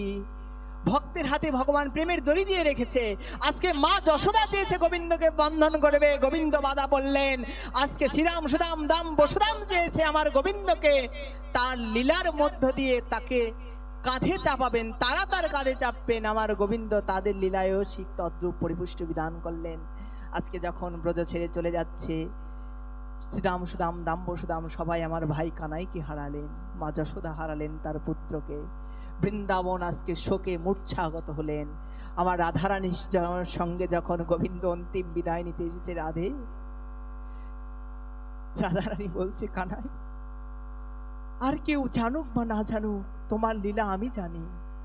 তুমি আমাকে ছেড়ে চলে যাচ্ছ, তোমার এই নবঘন শ্যাম মূরতিটা আমার আর দর্শন হবে না। এখন থেকে আমাদের বিরহের সূত্রপাত আমি রাধে জানি। গোবিন্দ রাধারানীর চরণে বিনতি করেছিলেন, রাধে আমি তোমার ভালোবাসায় ঋণী হয়ে গেলাম, কিন্তু তুমি যদি বলো আমি বৃন্দাবনে তোমার কাছেই থেকে যাব। রাধারানী বলেছিলেন তা হয় না প্রভু, তুমি এসেছো জগৎ জীবের উদ্ধার করার জন্য, তুমি এসেছো জগতে ধর্ম সংস্থাপন করার জন্য, আমার কষ্টের জন্য, আমার সুখের জন্য আমি তোমাকে আমার কাছে রাখতে পারি না। তুমি যাও যাও তোমার ধর্ম পালন করো।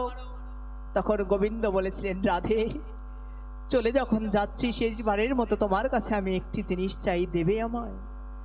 বলেছিলেন কি? বলছে হে রাধে তুমি এক ফোঁটাও অশ্রু বিসর্জন করবে না।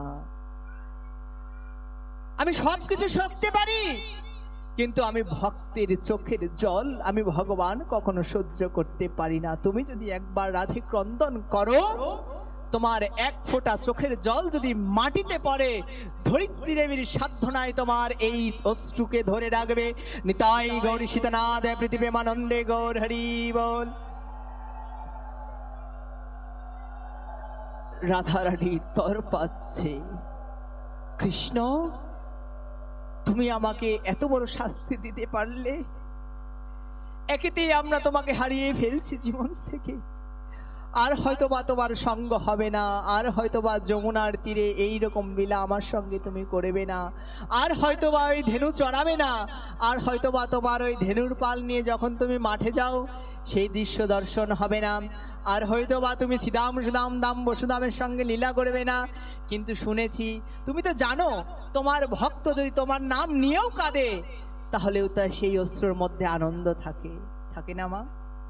যখন আমরা কৃষ্ণের জন্য কাঁদি, এই কান্নাটা আমাদের দুঃখের কান্না নয়, এই কান্নাটা আমাদের সুখের কান্না। কেননা আমরা জানি ভগবান আমাদের চোখের জলের কাছে ঋণী হয়ে যায়। হে গোবিন্দ আমি তো তোমাকে আর কোনোভাবে তুষ্ট করতে পারবো না, হয়তোবা দুফোঁটা চোখের জল আমি তোমার কাছে যদি দেই, তুমি হয়তোবা আমার এই অশ্রু দেখে তুমি আনন্দিত হবে, এই জন্য আমি দুফোঁটা চোখের জল তোমাকে আমি নিবেদন করি।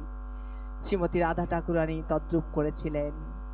গোবিন্দ কথা দিয়েছিলেন, বৃন্দাবনম পরিত্যাজ্য পাদমেকম না গচ্ছতি। শোনো রাধে, আমি বৃন্দাবন পরিত্যাগ করে এক নিমিষেও কিন্তু কোনো জায়গায় বাইরে যাব না, আমি সর্বদা বৃন্দাবনে অবস্থান করব। এখন আপনারা বলতে পারেন, বাবা তাহলে যে মহাভারত যুদ্ধে যেই কৃষ্ণকে দেখি, তাই না, তারপরে কংসকে যেই কৃষ্ণ মারলো, তাই কি কৃষ্ণ না? অবশ্যই কৃষ্ণ। ভগবান শ্রীকৃষ্ণের মধ্যে অনেকগুলো রূপ লক্ষ্য করা যায়, তত্ত্বগত দিক দিয়ে, ভাবগত দিক দিয়ে। যিনি বৃন্দাবনের কৃষ্ণ, তিনি কখনো বৃন্দাবন ছেড়ে বাইরে যায় না। যিনি অক্রুরের সাথে চলে গিয়েছিলেন সেটা হচ্ছে বাসুদেব শ্রীকৃষ্ণ। দেখেন যেই রূপে কৃষ্ণ বৃন্দাবনে মাখন চুরি করতেন, রাধারানীর সঙ্গে লীলা করেছেন, গোপীদের সঙ্গে লীলা করেছেন, মথুরায় যাওয়ার পরে কোনো লীলা কি এরকম পাওয়া যায়? আপনারা বলেন তো, কারো ঘর থেকে কৃষ্ণ মাখন চুরি করে খেয়েছে? বা শ্রীদাম সুদাম দাম বসুদামকে যেভাবে কাঁধে উঠাতেন, নিজে কাঁধে উঠতেন, আপনারা এরকম কোনো ইতিহাস বলতে পারবেন? মথুরায় প্রিয় ভক্ত, প্রিয় পার্শ্বদ ছিল উদ্ধবজি মহারাজ, যার কথা আপনারা কালকে বললাম।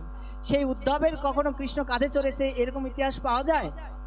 পাওয়া যাবে না। অর্থাৎ বৃন্দাবন হচ্ছে মাধুর্য ভূমি। যদি সেই ভজন করতে হয় তাহলে এই সখী আনুগত্য নিয়ে আমাদের বৃন্দাবনের কৃষ্ণকেই ভজন করতে হবে। আমরা কিন্তু ভগবান শ্রীকৃষ্ণকে ডাকি না, ডাকি কি বলেন তো? আমরা কি ভগবান শ্রীকৃষ্ণকে ডাকি? যারা আমরা বৈষ্ণব মন্ত্রে দীক্ষিত, তার আমরা কোন কৃষ্ণকে চাই? ভগবান কৃষ্ণকে। বৃন্দাবনের কেউ কি ভগবান কৃষ্ণকে চেয়েছে? বৃন্দাবনে যখন মা যশোদা জানতে পারলেন কৃষ্ণ তো ভগবান স্বয়ং, তখন উদ্ধবজি মহারাজকে বলছে তোমার জ্ঞান তোমার কাছে রাখো, যদি তোমার কৃষ্ণ ভগবান হয় তাহলে বলো ভগবানকে কি কখনো বাধা যায়? আমি আমার কৃষ্ণকে বেঁধেছি, তুমি তোমার জ্ঞান রাখো। নন্দ মহারাজকে যখন বোঝাতে গেলেন কৃষ্ণস্তু ভগবান স্বয়ং, নন্দ মহারাজ বলছে শোনো শোনো, তোমার কৃষ্ণ যদি ভগবান হয় তাহলে আমরা তো জন্ম জন্মের জন্য অপরাধী হয়ে গেলাম। কেন? এক সময় আমি বনের মধ্যে দিয়ে হাঁটতে হাঁটতে বলেছিলাম কানাই রে, আমি বাবা হাঁটতে পারছি না, আমার পাদুকাটা কি তুই একটু হাতে নিবি? আমার অনাদির আদি গোবিন্দ সেই ভক্তের বোঝাকে নিজে মস্তকে বহন করেছিলেন। নিতাই গৌর সীতানাথে প্রেমানন্দে গৌর হরি বল। কেননা গীতার মধ্যে বলা আছে যে অনন্যাস চিন্তায়ন্ত মং ये जना পরিপাসতে তেষাম নিত্যাভিযুক্তানাম যোগক্ষেমং বহাম্যহম। হে ভক্তরা শোনো, যে আমাকে সব সময় ভজনা করে, যে সব সময় আমার চিন্তা নিয়ে থাকে, আমি তার সমস্ত দায়ভার নিজে কাঁধে বহন করি। আজকে ভগবান সেটার প্রমাণ দিলেন নন্দ মহারাজের পাদুকাটাকে নিয়ে। নন্দ মহারাজকে যখন ভগবান কৃষ্ণ বলে আখ্যায়িত করছে, তিনি কানে হাত দিচ্ছে, উদ্ধব থামো থামো। কেননা জানো কেন? আজকে এতদিন জানতাম আমরা পুত্রকে হারালাম, কংসকে মারতে গিয়ে কৃষ্ণ আর বৃন্দাবনে ফিরে আসলো না, কিন্তু জীবনের যতটুকু আয়ু আছে ততক্ষণ ভাবছিলাম যে কৃষ্ণ আমাদের বৃন্দাবনে আসবে, তা তো আসবে না। কিন্তু এতদিন জানতাম কৃষ্ণ আমাদের সন্তান। কিন্তু তোমার কৃষ্ণ যদি ভগবান হয় তাহলে বলো বলো উদ্ধব, আমরা কত বড় পাপী। বলছে না পিতা, আপনারা অত্যন্ত ভাগ্যবান যে কৃষ্ণ আপনাদের গৃহে লীলা করেছে। বলছে না না উদ্ধব, শোনো শোনো, কেন আমরা পাপী? আমরা কৃষ্ণ কোনো নীতিকে রাখতে পারলাম না, আমাদের উপর ভগবান রুষ্ট হয়েছে, যার কারণে আমাদের গৃহকে ছেড়ে দিয়ে কৃষ্ণ চলে গেল। শোনো শোনো, আমরা ওই ভগবান কৃষ্ণকে চাই না, আমরা আমাদের সন্তান কৃষ্ণকে চাই। ভালোবাসাটা কোথায়? সাধনা ভজনাটা কোথা থেকে শিখতে হবে? চৈতন্য মহাপ্রভু এর জন্য মধ্যস্থ ভাগবত পড়ার কিন্তু অনুমতি দিয়েছেন। ভাগবত অনেক বড়, কিন্তু এই মধ্যস্থ ভাগবতকে আমাদের আস্বাদন করতে বারবার জোর দেওয়া হয়েছে। কেন? এই ব্রজভাবকে নিয়ে আমার মহাপ্রভু এসেছিলেন। কেন বললাম? ওই যে গোপীদের কাছে ঋণী হয়ে গেলেন, রাধারানীর কাছে ঋণী হয়ে গেলেন, তাদের জীবনের অন্তিম দিন পর্যন্ত তারা কৃষ্ণকে হারিয়ে তরপাতে তরপাতে কেঁদেছিলেন। একবার ব্রজেন্দ্রনাথ, একবার দর্শন দাও প্রভু, তোমার ওই বদনকে দর্শন করতে করতে যেন আমরা দেহ রাখতে পারি। শুধু এই মিনতি ব্রজাঙ্গনাদের নয়, আজকে ব্রজগোপীরা সবাইকে শিক্ষা দিলেন, শোনো শোনো জগৎজীব, জীবনে তো অনেক আশা করলে, অনেক বাসা বাঁধলে, অনেক কামনা বাসনা নিয়ে জীবনটাকে কাটিয়ে দিলে, কিন্তু তোমরা জানলে না আমাদের মৃত্যুটা কেমন হলে ভালো হতো। জীবনের অন্তিম দিনে যেইভাবে আমার ব্রজাঙ্গনারা প্রার্থনা করেছিলেন, হে ব্রজনাথ, মৃত্যু হয় হোক, আমাদের আপত্তি নাই, কিন্তু যেন অন্তিম সময় তোমার ওই বদনকে দর্শন করতে করতে আমরা ধরাধাম থেকে চলে যেতে পারিনি। তাই গৌর সীতানাথে প্রেমানন্দে গৌর হরি বল।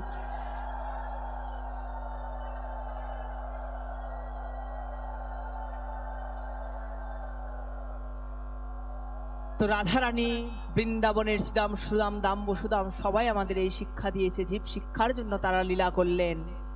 হে জীব শোনো, গোবিন্দকে কিভাবে ভালোবাসতে হয়। যদি একবার তাকে ভালোবাসে, গোবিন্দ তোমাদের কাছে ঋণী হয়ে যাবে। সেই ঋণকে পরিশোধ করার জন্য গোবিন্দ বলেছিলেন, রাধে তোমার এই ঋণ আমি কি করে পরিশোধ করব?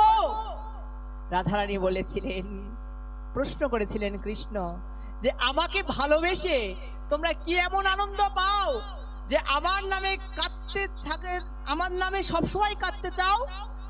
শুধু একদিন নয়, জন্ম জন্মান্তর ধরে রাধারানী বলছে আমরা কাঁদতে রাজি, কৃষ্ণ যদি তুমি সুখী হও। কি সুখ পাও রাধে, কি আনন্দ পাও? গোবিন্দকে বলেছিলেন, রাধে রাধারানী কৃষ্ণ, তুমি যদি সেই তোমাকে ভালোবেসে আমরা কি আনন্দ পাই সেটাকে বুঝতে চাও, তাহলে আমার ভাব তোমাকে অঙ্গীকার করতে হবে। কেননা কৃষ্ণকে ভালোবেসে কি আনন্দ, কি তৃপ্তি একমাত্র রাধারানী আমি ব্যতীত জগতে আর কাউকে বোঝানো যাবে না। বলল, রাধে আমি তোমার ঋণকে পরিশোধ করতে চাই। বলছে, ঋণকে যদি পরিশোধ করতে চাও তাহলে শুধু রাধা নামকে প্রচার করলে আমার ঋণ তোমার পরিশোধ হবে না। বলেন তো মা, যে অনেক সময় এক ভক্ত অনেক অন্য ভক্তের বন্দনা করে যে আপনি অনেক বড় উচ্চ মার্গে চলে গেছেন, বাবা আপনি অনেক বড় সাধক হয়ে গেছেন, বলেন না অনেক সময়। কিন্তু যারা প্রকৃত ভক্ত তারা কিন্তু কানে হাত দেয়, জানেন কেন? বলছে এগুলো যদি তিনি মনের মধ্যে ঢোকায় তাহলে তার সাধন বদন আস্তে আস্তে শেষ হয়ে যাবে, অহংকার ঢুকে যাবে। এই জন্য বৈষ্ণবরা কখনো কিন্তু নিজেদের উচ্চ আসনে দেখতে চায় না। বৈষ্ণবরা সব সময় বন্দনা করে, আমি তোমার চরণের দাস, আমি রাধারানীর দাস, আমি গোবিন্দের দাস, তাই তো? কখনো কিন্তু নিজেকে স্বতন্ত্র করে না। আজকে সেই রাধারানী বললেন, কৃষ্ণ তুমি যদি আমার ঋণকে যদি পরিশোধ করতে চাও তাহলে জগৎ মাঝে তোমাকে আমি একটা দায়ভার দিচ্ছি। কি দায়ভার? বলছে তুমি তোমার নামকে জগৎ মাঝে প্রচারিত করো, প্রসারিত করো। কেন? বলছে তোমার নাম যত যত প্রচার হবে, প্রসারিত হবে, তত তত আমি রাধে আমার এই তাপিত পরাণটা জোড়াবে, তত তত আমার যেই প্রেম আস্বাদন করেছে আমি, সেই প্রেম যদি জগতের মাঝে প্রকাশিত হয়, প্রচারিত হয়, জগৎ জীব যদি সেই আমার ভাবে ভাবিত হয়, সবাই যদি আমার ভাবে ভাবিত হয়ে যদি তোমার নামকে স্মরণ করে, তাহলে আমার ঋণ পরিশোধ হবে। তখন গোবিন্দ আশ্বস্ত করলেন, রাধে আমি যাব। কবে যাব? কলিযুগের মধ্যে। কিভাবে? একলা না, না, সাঙ্গ পাঙ্গ অস্ত্র পার্শ্বদ। প্রত্যেক যুগে ভগবান অস্ত্র ধারণ করে এসেছেন, কখনো সুদর্শন চক্র, কৃষ্ণ যেমন বাঁশিকে ধারণ করেছে, ভগবান শ্রীকৃষ্ণ সুদর্শনকেও ধারণ করেছিলেন। কখনো কখনো তিনি ধনুর্বাণ নিয়ে ধরাধামে আবির্ভূত হয়েছেন, কখনো কখনো তিনি নখ বিভিন্ন উগ্র বীর রূপে আবির্ভূত হয়েছেন। কিন্তু রাধারানী বললেন, যদি তুমি আমার ভাবে ভাবিত হও কৃষ্ণ, অস্ত্র ধারণ করা যাবে? যাবে কি? যদি অস্ত্র নিয়ে কি কাউকে প্রেম দেয়া যায় মা? আপনারা যখন গুরুদেবের ধ্যান করেন, গুরুদেবের বাণীটা কেমন থাকে? মুখটা প্রসন্ন বদন। যখন গুরুদেবের ধ্যান করেন, গুরুদেবের হাতে কি কোনো অস্ত্র থাকে নাকি অভয় থাকে? একবার তাকিয়ে দেখো, আমি তোমাদের অভয় দিচ্ছি, তোমাদের ভয়ের কোনো কারণ নাই। আমার রাধারানীর কৃপা মূর্তি স্বরূপ তারা। রাধারানী বললেন, আমার ভাবকে অঙ্গীকার করো কৃষ্ণ। কেননা জানো, আমার ভাব ছাড়া যদি তুমি জগতে যাও তাহলে কৃষ্ণকে ভালোবেসে কি আনন্দ হয় এটা জগতের মাঝে তুমি প্রচার করতে পারবে না। আজকে সেই অদ্বৈত আচার্য আবাহন করলেন সেই মদন গোপালকে। কেন? যুগ সন্ধিক্ষণে যেমন ভাগবত প্রকটিত হয়েছে, সেরকম পাপের তাপে যখন আমাদের হিন্দু সমাজ জর্জরিত হয়েছে, যখন আমাদের জাত পাত বর্ণ প্রথার মধ্যে মারামারি হানাহানি হচ্ছে, যখন আমাদের সমস্ত শাস্ত্র গ্রন্থকে জ্বালিয়ে দেওয়া হচ্ছে, যখন আমাদের বৃন্দাবনকে ধূলিসাৎ করা হচ্ছে, এবার গোবিন্দ দেখলেন আর আমার স্থির থাকা যাবে না। আমি সব কিছু সহ্য করতে পারি, কিন্তু আমার ভক্তের দুর্দশা আমি কখনো সহ্য করতে পারি? প্রেম সে বলো না গো, জোর সে বলো, আরো জোরে। নিতাই গৌরী সীতানাথ প্রীতি প্রেমানন্দে গৌর হরি বল। আমার গোবিন্দ যখন দেখলেন আমার ভক্তরা আমার উপর থেকে বিশ্বাস হারাচ্ছে, আস্থা হারাচ্ছে, আমার অদ্বৈত আচার্য সেই গঙ্গা জলে তুলসী পাতা দিয়ে যিনি না সাক্ষাৎ নারায়ণের অবতার, তারপরেও সেই মহাবিষ্ণুর অবতার যিনি, সেই মদন গোপালকে আবাহন করছে, হে গোবিন্দ তুমি আসো। কিভাবে আসো? সেই ভাব কান্তিকে ধারণ করে আসো, সেই প্রেম মাধুর্যকে জগতের মাঝে বিকিয়ে দিতে আসো। কেন? জগতে না হলে তুমি ব্যতীত আর কে জীবের বন্ধু থাকতে পারে? তুমি ব্যতীত জগৎ জীবের কে আর করুণা করতে পারে? ঠিক সেই ভাবকে নিয়ে যখন আমার গোবিন্দের আসন চলে গেল, সেহেতু আমার রাধারানী বলছে, দাঁড়াও দাঁড়াও কৃষ্ণ, তুমি জগতের মাঝে একা গেলে চলবে না। কেননা যদি তুমি প্রেম শেখাতে চাও তাহলে আমার ভাবকে তোমার অঙ্গীকার করতে হবে। রাধা ভাব ব্যতীত কখনো কৃষ্ণ তুমিও পূর্ণ নাও। প্রেম সে বলো, জোর সে বলো, আরো জোরে। নিতাই গৌর সীতানাথ প্রেমানন্দে গৌর হরি বল। কৃষ্ণ যদি শক্তিমান হয় তাহলে সেই মহাশক্তির আধার হচ্ছে আমাদের সাক্ষাৎ মহাভাব স্বরূপিণী আহ্লাদিনী শক্তি স্বরূপিণী শ্রীমতী রাধা ঠাকুরানী। গোবিন্দ রাধারানীকে ব্যতীত কখনো পূর্ণ নয়। আজকে যখন সেই ভাবকান্তিকে অঙ্গীকার করলেন, রাধারানী বললেন, কৃষ্ণ তুমি যখন কৃষ্ণ প্রেমে মাতোয়ারা হবে, জানো না তুমি কৃষ্ণ, তুমি রাজার বেটা, তুমি এই ভাব সহ্য করতে পারবে না। হয়তোবা দোলার মধ্যে গিয়ে কখনো কখনো গড়াগড়ি যাবে, হয়তোবা তোমার অঙ্গ কখনো ক্ষত বিক্ষত হবে, কিন্তু আমি রাধে কখনো এটা মেনে নিতে পারবো না যে আমার ভগবানের অঙ্গ ক্ষত বিক্ষত হয়েছে। কি করা যাবে? আমার ভাবকান্তি দিয়ে তোমার ওই অঙ্গকান্তিকে ঢেকে দেব। রাধারানী প্রার্থনা করলেন, প্রভু অনুমতি দাও, আমার এই ভাবকান্তি দিয়ে তোমার ওই অঙ্গকান্তিকে আমি ঢেকে দেব। তুমি আমার মধ্যে থাকবে আর আমি রাধে তোমার বাইরে থাকবো। কেন? যত বিপদ, যত আছাড়, যত ঝড় বৃষ্টি বাদল কাটা ছেঁড়া যত যাই হোক, আমার অঙ্গের উপর দিয়ে হোক, যেন তোমার কমলে যেন আঘাত। রাধারানীর ভাবটা কি দেখেছেন? গোবিন্দকে ভালোবাসতে হলে এইভাবে ভালোবাসুন মা, কোনো কিছু চাওয়া পাওয়ার জন্য নয়। ভালোবাসাটা হোক নিঃস্বার্থ, ভালোবাসাটা হোক অপ্রকট, যেখানে কোনো আমাদের কোনো চাওয়া পাওয়া থাকবে না। হে গোবিন্দ, তুমি ভালো থাকো, তুমি ভালো থাকলেই জগৎজীব ভালো থাকবে, তুমি ভালো থাকলেই বিশ্ব ব্রহ্মাণ্ড ভালো থাকবে। আমরা ভক্তরা শুধু চাই, শুধু তুমি কৃষ্ণ ভালো থাকো। যেই ভাবকান্তি নিয়ে সেই অপ্রাকৃত প্রেম মাধুর্যকে আমার চৈতন্য মহাপ্রভু নিমাই রূপে শচী গর্ভ সিন্ধু হতে প্রকটিত হলেন, এই রাধা প্রেম মাধুর্যকে দিয়ে জগৎবাসীকে উদ্ধার করার জন্য। বলিয়ে শ্রী চৈতন্য মহাপ্রভু কি, নিত্যানন্দ প্রভু কি, শিবাস পণ্ডিত কি, গদাধর পণ্ডিত কি, নিতাই গৌর সীতানাথ পৃথিবীমানন্দে গৌর হরি বল। আজকে তারা স্বপার্শ্বদে আবির্ভূত হলেন কেন? আজকে কলিযুগের মানুষের নামে প্রেমে মাতোয়ারা গড়বে, যেটা ভাগবতের শিক্ষা। নাম সংকীর্তনম যস্য সর্ব পাপ প্রণাশনম প্রণাম দুঃখ শমনম স্তম নমামি হরি পরম। ওই জগৎজীব শোনো, তোমরা যদি পাপ পঙ্কিলতা থেকে মুক্ত হতে চাও, যদি তোমরা সেই অপ্রাকৃত প্রেমধনকে প্রাপ্ত করতে চাও, গুরু গৌরাঙ্গের আশ্রয়কে গ্রহণ করো, আর আশ্রয়কে গ্রহণ করে এই নামে প্রেমে মাতোয়ারা হও। কেননা শাস্ত্র বললেন, যেই নাম সেই কৃষ্ণ, ভজনিষ্ঠা করে নামের সহিত আছেন আপনি শ্রীহরি। আর এই নামে যদি রতি হতে হয়, মতি হতে হয়, যদি নামে নিষ্ঠা আনতে হয়, তাহলে আমাদের সকাল সকাল গুরুদেবকে বন্দনা করতে হবে। কেননা গুরুদেব হচ্ছেন গোবিন্দেরই প্রতিনিধি, তিনি হচ্ছেন আমাদের পরম বান্ধব। তার কৃপা বলে যদি গুরুদেব কৃপা করেন, তাহলে আমার সেই নিত্যানন্দ প্রভুর কৃপা হবে। আর যদি আমার সেই নিত্যানন্দ প্রভুর কৃপা হয়, আমার গৌর সুন্দরের কৃপা হবে। আর যদি কখনো গৌর সুন্দরের কৃপা হয়, তাহলে আমার রাধারানীর কৃপা পেতে আর বাদ থাকে না। আর যেই ভক্তের উপর একবার রাধারানীর কৃপা দৃষ্টি লাভ হয়ে যায়, তার আর কিছু পেতে বাদ থাকে না। প্রেম সে বলো না গো সবাই, রাধে রাধে, জোর সে বলো, আরো জোরে, আরো জোরে।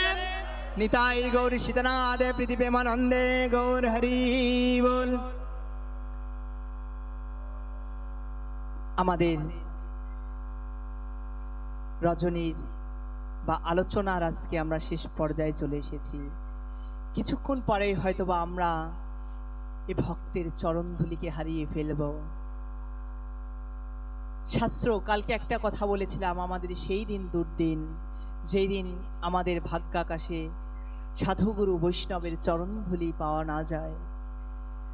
আমি অত্যন্ত ভাগ্যবান বা ভাগ্যবোধ। কেন? আজকে আপনাদের গুরু মহারাজ আমার কানটি ধরে এখানে নিয়ে এসেছে বলে আপনাদের মতো পরম ভক্তের চরণধুলিকে পাওয়ার সৌভাগ্য অর্জন করলাম। দেখেন, তিনি যদি না আনতেন, আমি জীবনেও কল্পনা করতে পারি না যে এখানে আমি এসে এই গুরু মহারাজের সান্নিধ্যে বসে আপনাদের সামনে দুটো ভাগবত কথা আলোচনা করব।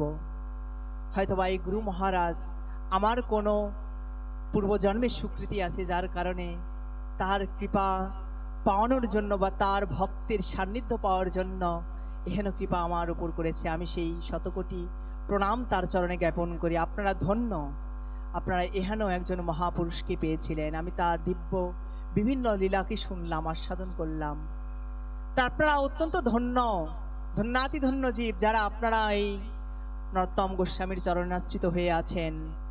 আপনারা অত্যন্ত সৌভাগ্যবান।